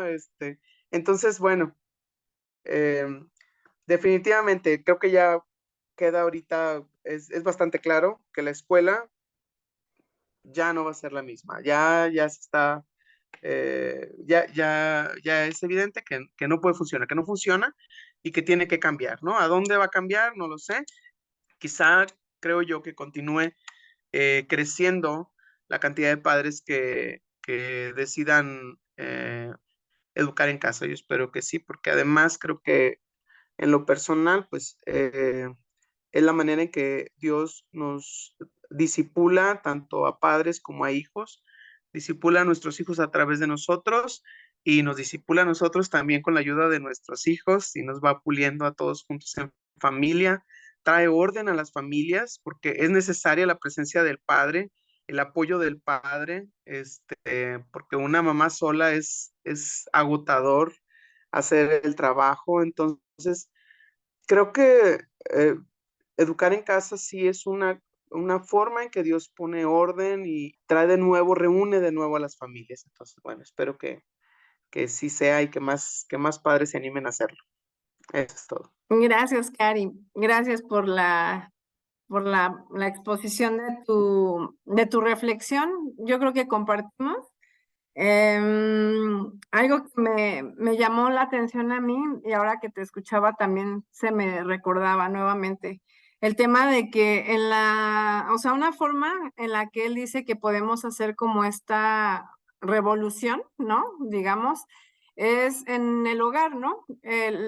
Las familias que educan en el hogar pueden, dice él, como estar por debajo de, ¿no? Así socavando así los fundamentos de su escuela para poder hacerlo de una forma pacífica y más impactante todavía que si le declaráramos la guerra, ¿no? Como tal a la escuela. Pero es triste que justamente muchos papás, como lo comentas, lo primero que hacen cuando educan en el hogar es buscar un currículo, una escuela que les ampare la educación. Y eso no es hacer la revolución, ¿no? Eso es volver a llevar la escolarización a tu casa. O sea, no educar, sino escolarizar. Entonces, comentaste algo interesante que platicamos recientemente con un veterinario y es eso, ¿no? De que sales de la universidad sin saber nada, ¿no? Creo que todos lo compartimos, ¿no? Aprendes, pasas tantas horas leyendo, estudiando y al final sales y no sabes ni qué hacer, ¿no? Le pasa a todos. A ti te pasó como arquitecta. Él nos platicó que igual salió de veterinaria y al primer caso no tenía ni la menor idea de qué hacer con lo primero. Y dice, así estamos todos. Recuerdo que igual, o sea, haces en educación igual, ¿no? Vas, te presentas y todas las teorías educativas que aprendiste y las técnicas y que el conductismo y todo se te olvida porque al momento no sabes qué hacer, ¿no? Realmente es una decepción. Lo que dices de la certificación, wow, o sea, me quedé con la boca abierta, o sea, realmente es terrible como ahora ya es descarado el estatismo, ¿no? Ahí metido. O sea, creo que en la forma, y ahí te das cuenta, ¿no? Cómo tu hijo no está adoctrinado, cómo piensa por él, o sea, usa su mente por él.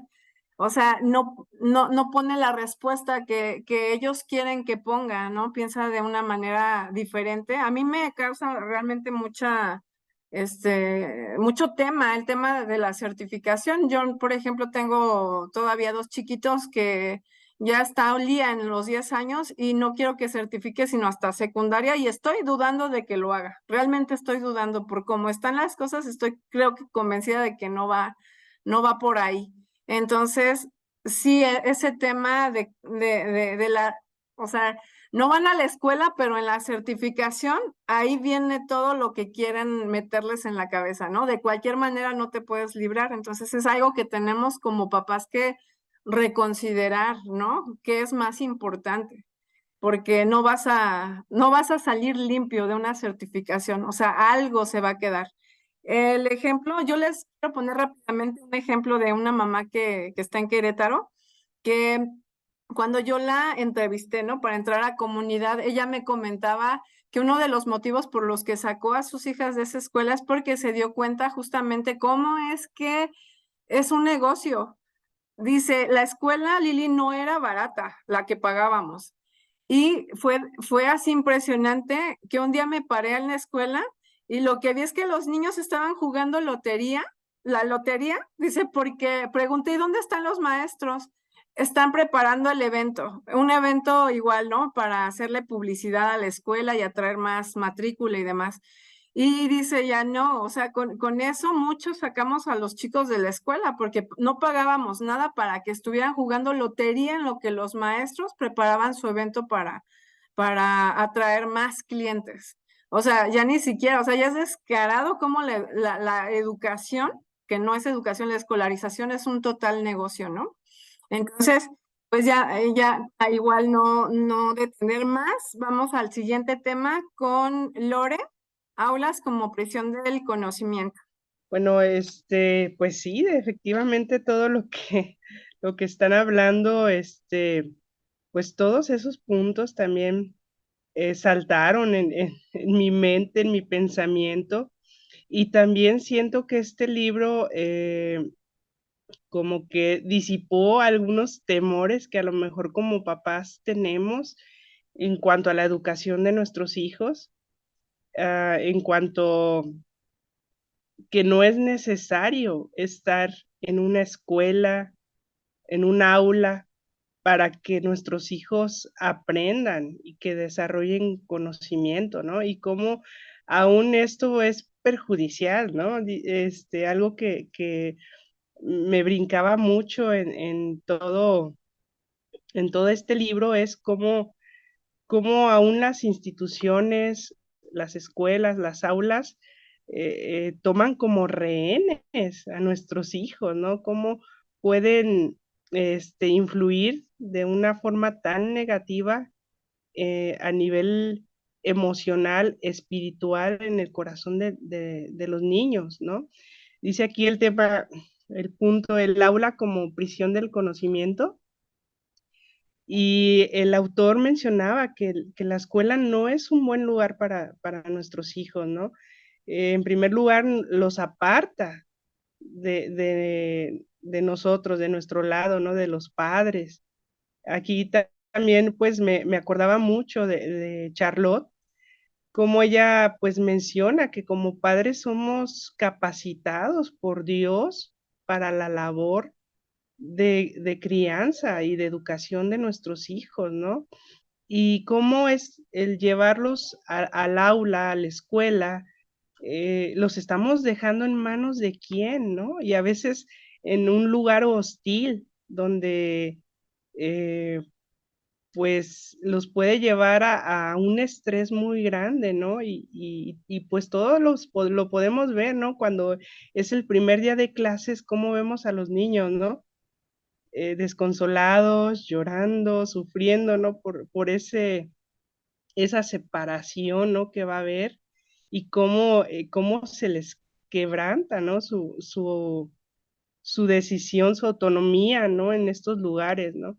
Y bueno, también mencionaba que también hay daños aún en la salud, ¿no? De estar tantas horas sentados, sin movimiento, cómo puede aún también a generar hasta sobrepeso y problemas de estrés, ¿no? En la vida de los niños. Entonces, la escuela o el aula no es un buen lugar. Y mencionaba, pues, lo que comentaba, ¿no? Que quita la libertad con un sinnúmero de reglas, como no corras, no grites, no te levantes de tu asiento, no mires a la ventana, no te quejes, no juegues, no socialices con personas de otra edad, no tengas tus propias ideas, no tomes decisiones, no seas responsable de tu propio aprendizaje. Entonces, ¿cómo delegamos el nosotros educarnos, ¿no? Lo ponemos la responsabilidad en manos de otras personas, ¿no? Donde somos meramente consumidores de lo que nos quieran ofrecer o dar, ¿no? Entonces, cómo esto, pues, no es adecuado, no es el mejor lugar. Y también él mencionaba mucho cómo te desconecta de la realidad, ¿no? Lo que acaban de comentar, y de las experiencias reales, ¿no? En el mundo real, ¿no? Lo que se vive en el aula, pues es un ambiente artificial, ¿no? Y no expresa lo que en realidad se ve en el mundo, ¿no? Entonces, este, pues sin lugar a dudas no es bueno, ¿verdad? Y él mencionaba mucho acerca de un encierro forzado, o sea, se les tiene a los niños de una manera forzada, ¿no?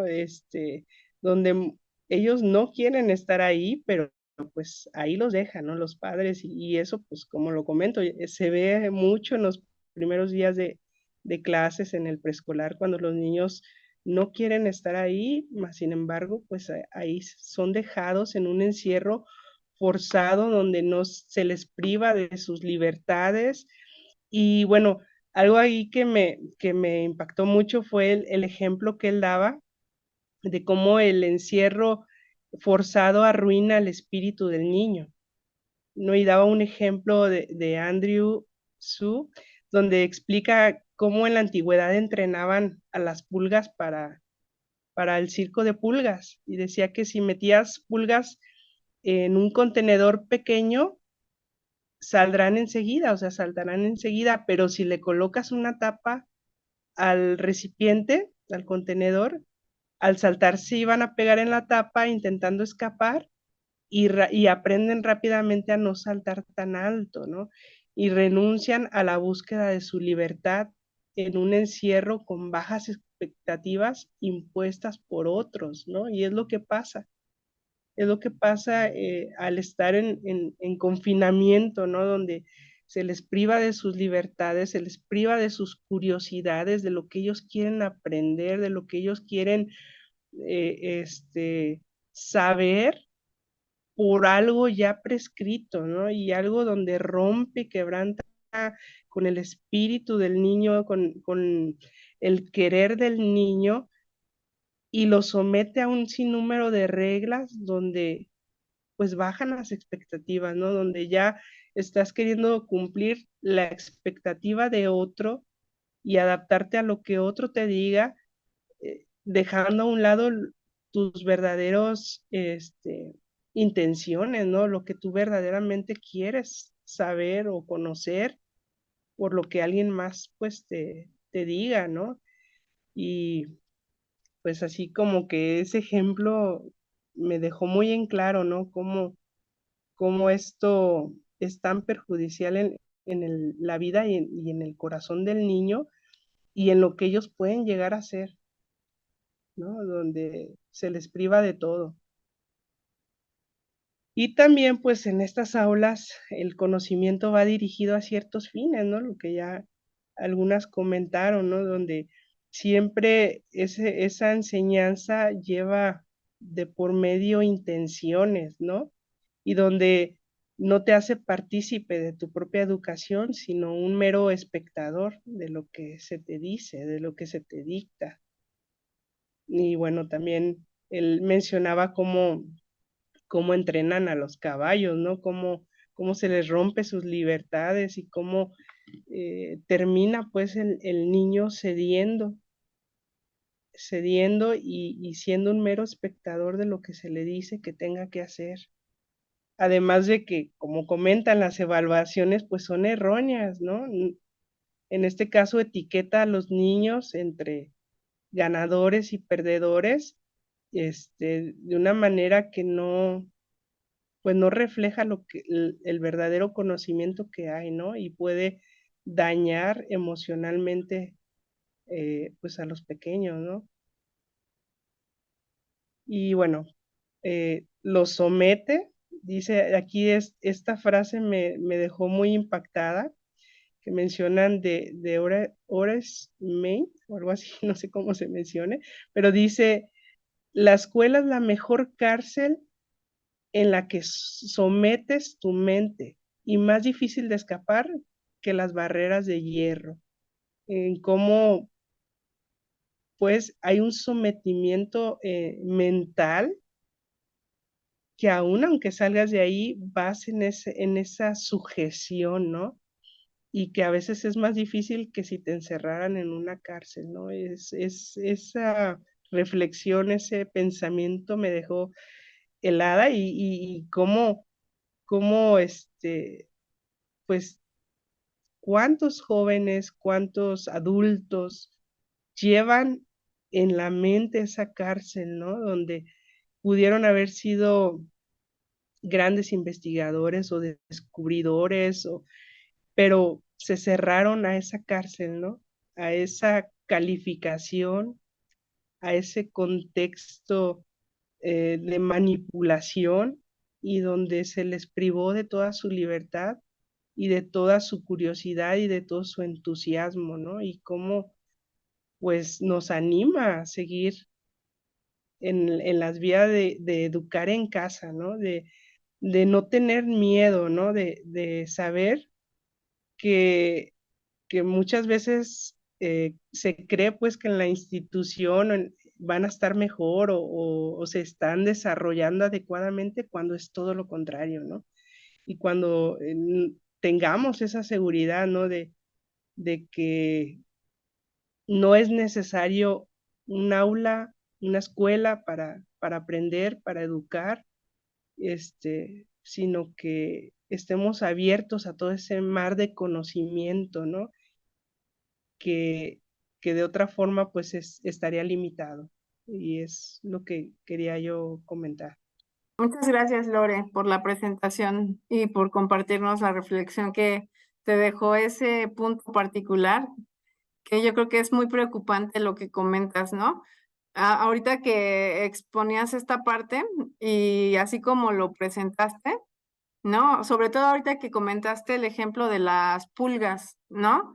Me acordaba de cómo incluso el mismo que diseñó, bueno, que creó el medicamento para el déficit de atención, que es ahorita muy común, incluso él dijo que lo hizo por negocio, pero el negocio va muy enfocado, yo creo, ahorita con lo que comentaste, es que es mejor dejar al niño, o sea, si el niño se adapta, es de esas pulgas que ya no buscan quitar la tapa, ¿no? O cuando se chocan, no le importa que se golpee, pero quiere salir de ahí. Hay niños así, ¿no?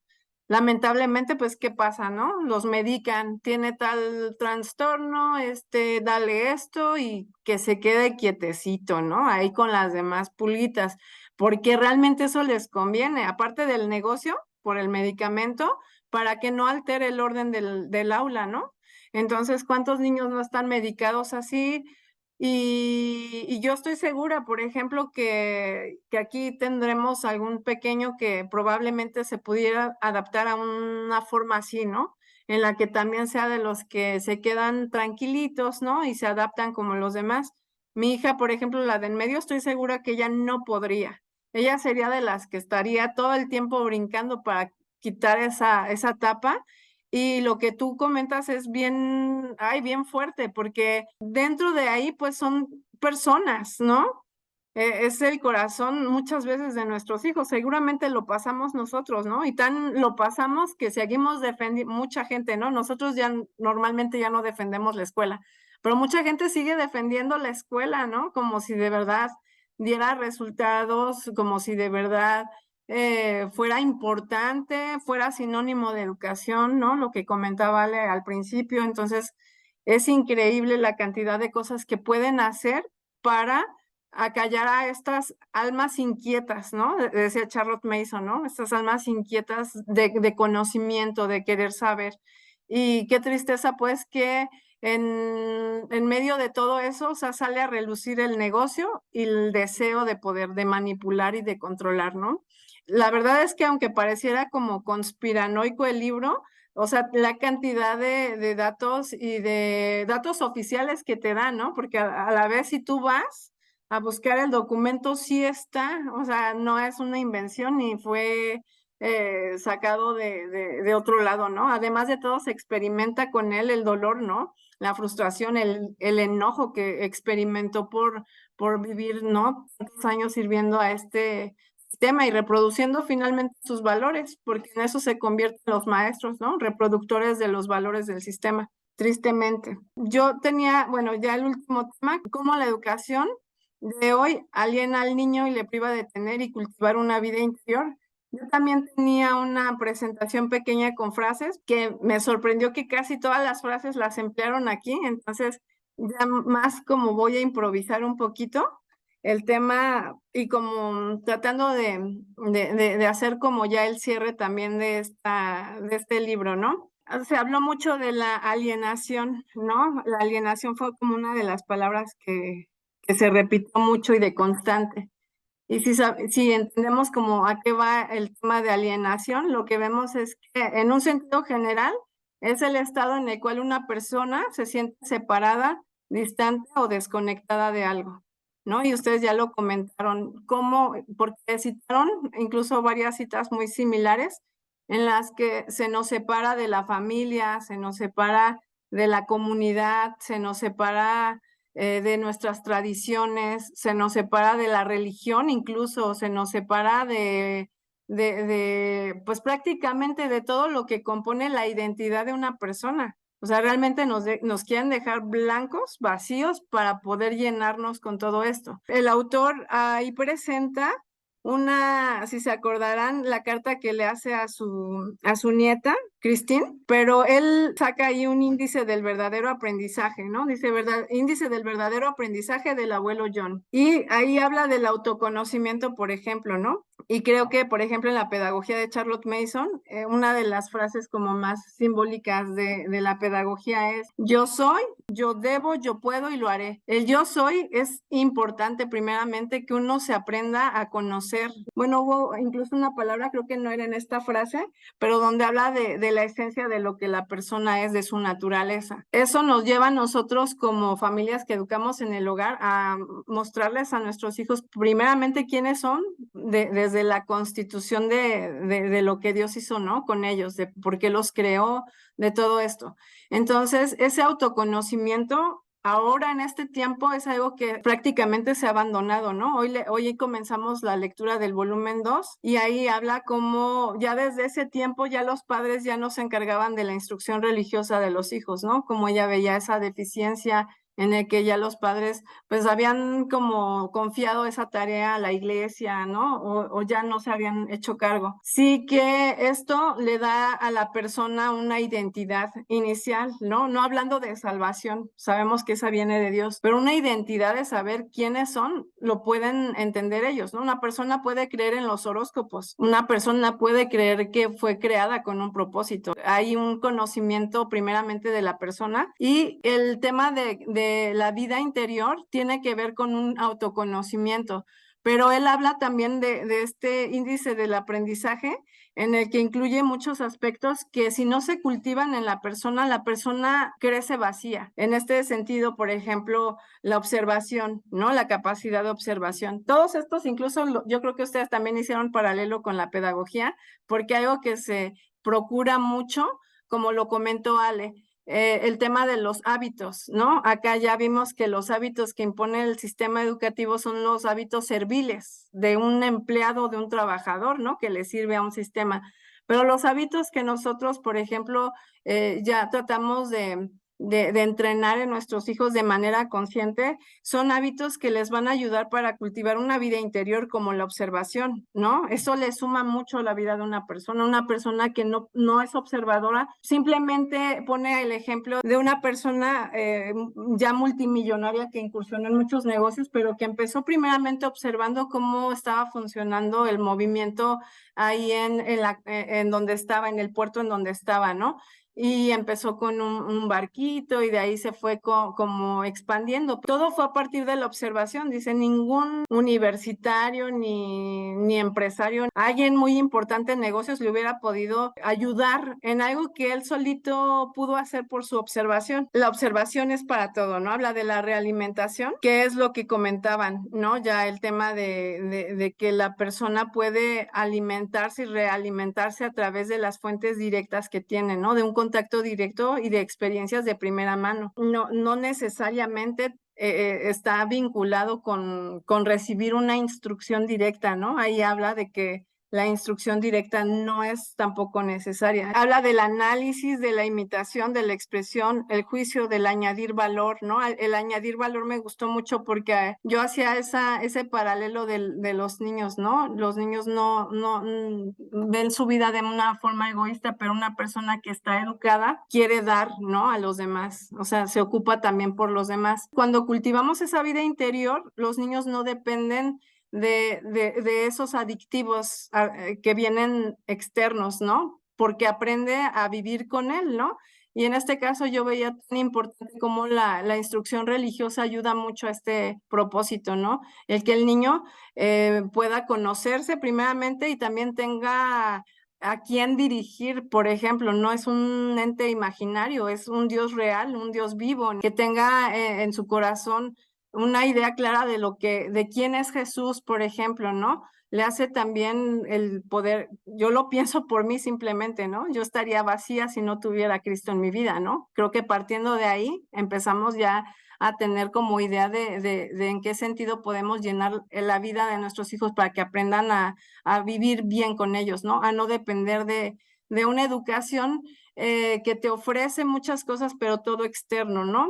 Y te deja vacío. Una asociación, por ejemplo, el aburrimiento porque el niño no es capaz de indagar dentro de sí, ¿no? Para estar bien, para tener momentos consigo mismo. Una persona educada no se aburre, ¿no? Porque tiene dentro de sí muchos elementos o muchas cuestiones en las cuales él puede meditar, puede pensar, puede crear. La creatividad se incentiva mucho después del aburrimiento, ¿no? Cuando la persona necesita también el tema de la monotonía, ¿no? Hablaba de algo muy similar a lo que comentías, ¿no? La vida interior.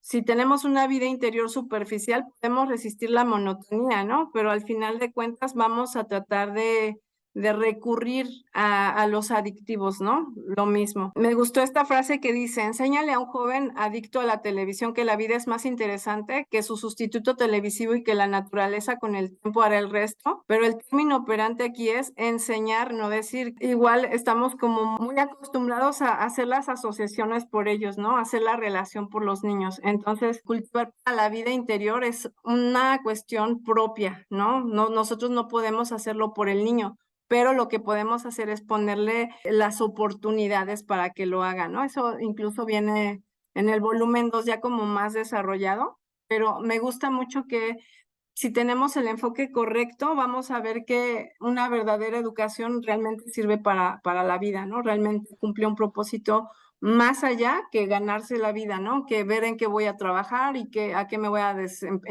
desempeñar, en qué me voy a especializar. Es cierto que tiene que ver, o sea, la educación te ayuda a orientarte en la vocación que tienes, pero si la asociamos de manera incorrecta, podemos destruir realmente la vida interior, ¿no? Sobre todo cuando todo es tan superficial. Entonces, bueno, pues prácticamente que las conclusiones las compartimos y yo creo que suma valor incluso como madres que educan en el hogar, pero yo creo que una persona que todavía está escolarizada y puede ver este video seguramente tendrá otro tipo de conclusiones. Confiamos en que Dios ha establecido leyes y que esas leyes nos ayudan a entender, ¿no? Nos ayudan a ver con claridad. Creo que hay recursos, hay medios, ¿no? Entonces la invitación, y yo particularmente sí creo que me quedo con el deseo de invitar a las personas que vean este video después y que algo de lo que se haya compartido aquí les haya resonado, les haya hecho ruido, a continuar indagando, ¿no? Yo me acuerdo que el primer video con el que yo me topé fue de Pilar Baselga, no sé si la han escuchado, que tiene un material, bueno, hizo una conferencia que se llama La agenda oculta de la educación obligatoria. O sea, después de ahí fue así como un despertar, como lo comentaba Ale, a entender, pues sí, algo está pasando, algo no está bien.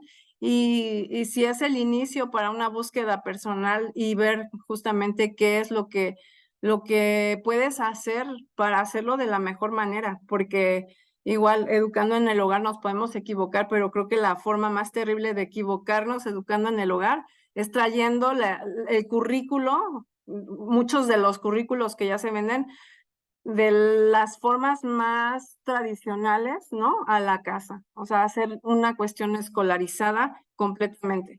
Entonces, mi recomendación es indagar y ya gracias a Dios que contamos con fuentes que han sido inspiradas en leyes naturales, ¿no? De modo que son universales, que son objetivas, que no cambian y que tienen un alcance muy profundo, ¿no? Son reflexiones profundas que nos llevan a ver la educación como lo que verdaderamente es y nos ayudan a ayudar a nuestros hijos precisamente en ese camino de una educación verdadera, ¿no? Del camino de la autoeducación. Por mi parte es todo. Agradecemos pues siempre el tiempo que se dan las participantes del reto para compartirnos las reflexiones que han hecho hasta este momento y también a las personas que pues ven hasta este punto el video y esperamos continuar de una manera personal indagando sobre el tema para poder hacer esa revolución en nuestros hogares de la mejor manera, o sea, de una manera que verdaderamente impacte no nada más a nuestro hogar, sino que salga afuera, ¿no? Creo que uno de los deseos siempre que tenemos es que esto lo conozcan todas las personas, que puedan despertar a lo que estamos viviendo, ¿no? Busquemos el camino y seguramente que pues todo lo que vayamos aprendiendo, ¿no? Se va a ver reflejado también en una transformación en el hogar. Eso es lo que esperamos. Esperamos que este material también pueda ser de utilidad para este fin. Y pues agradecemos nuevamente a todos los que nos ven y a las mamás que nos acompañaron en este reto. Ya estamos por terminarlo, ya estamos muy cerquita, estamos a uno de terminar. Fue un reto desafiante, realmente desafiante, pero personalmente agradezco mucho que el poder rendirnos cuentas nos haya motivado también a empezar y a terminar esas lecturas. Entonces, agradecida con ustedes también porque se han mantenido en el reto y pues un abrazo a todas y esperamos pues vernos ya en el próximo libro que es Lectura para Mujeres de Gabriela Mistral. Que tengan bonita y bendecida noche.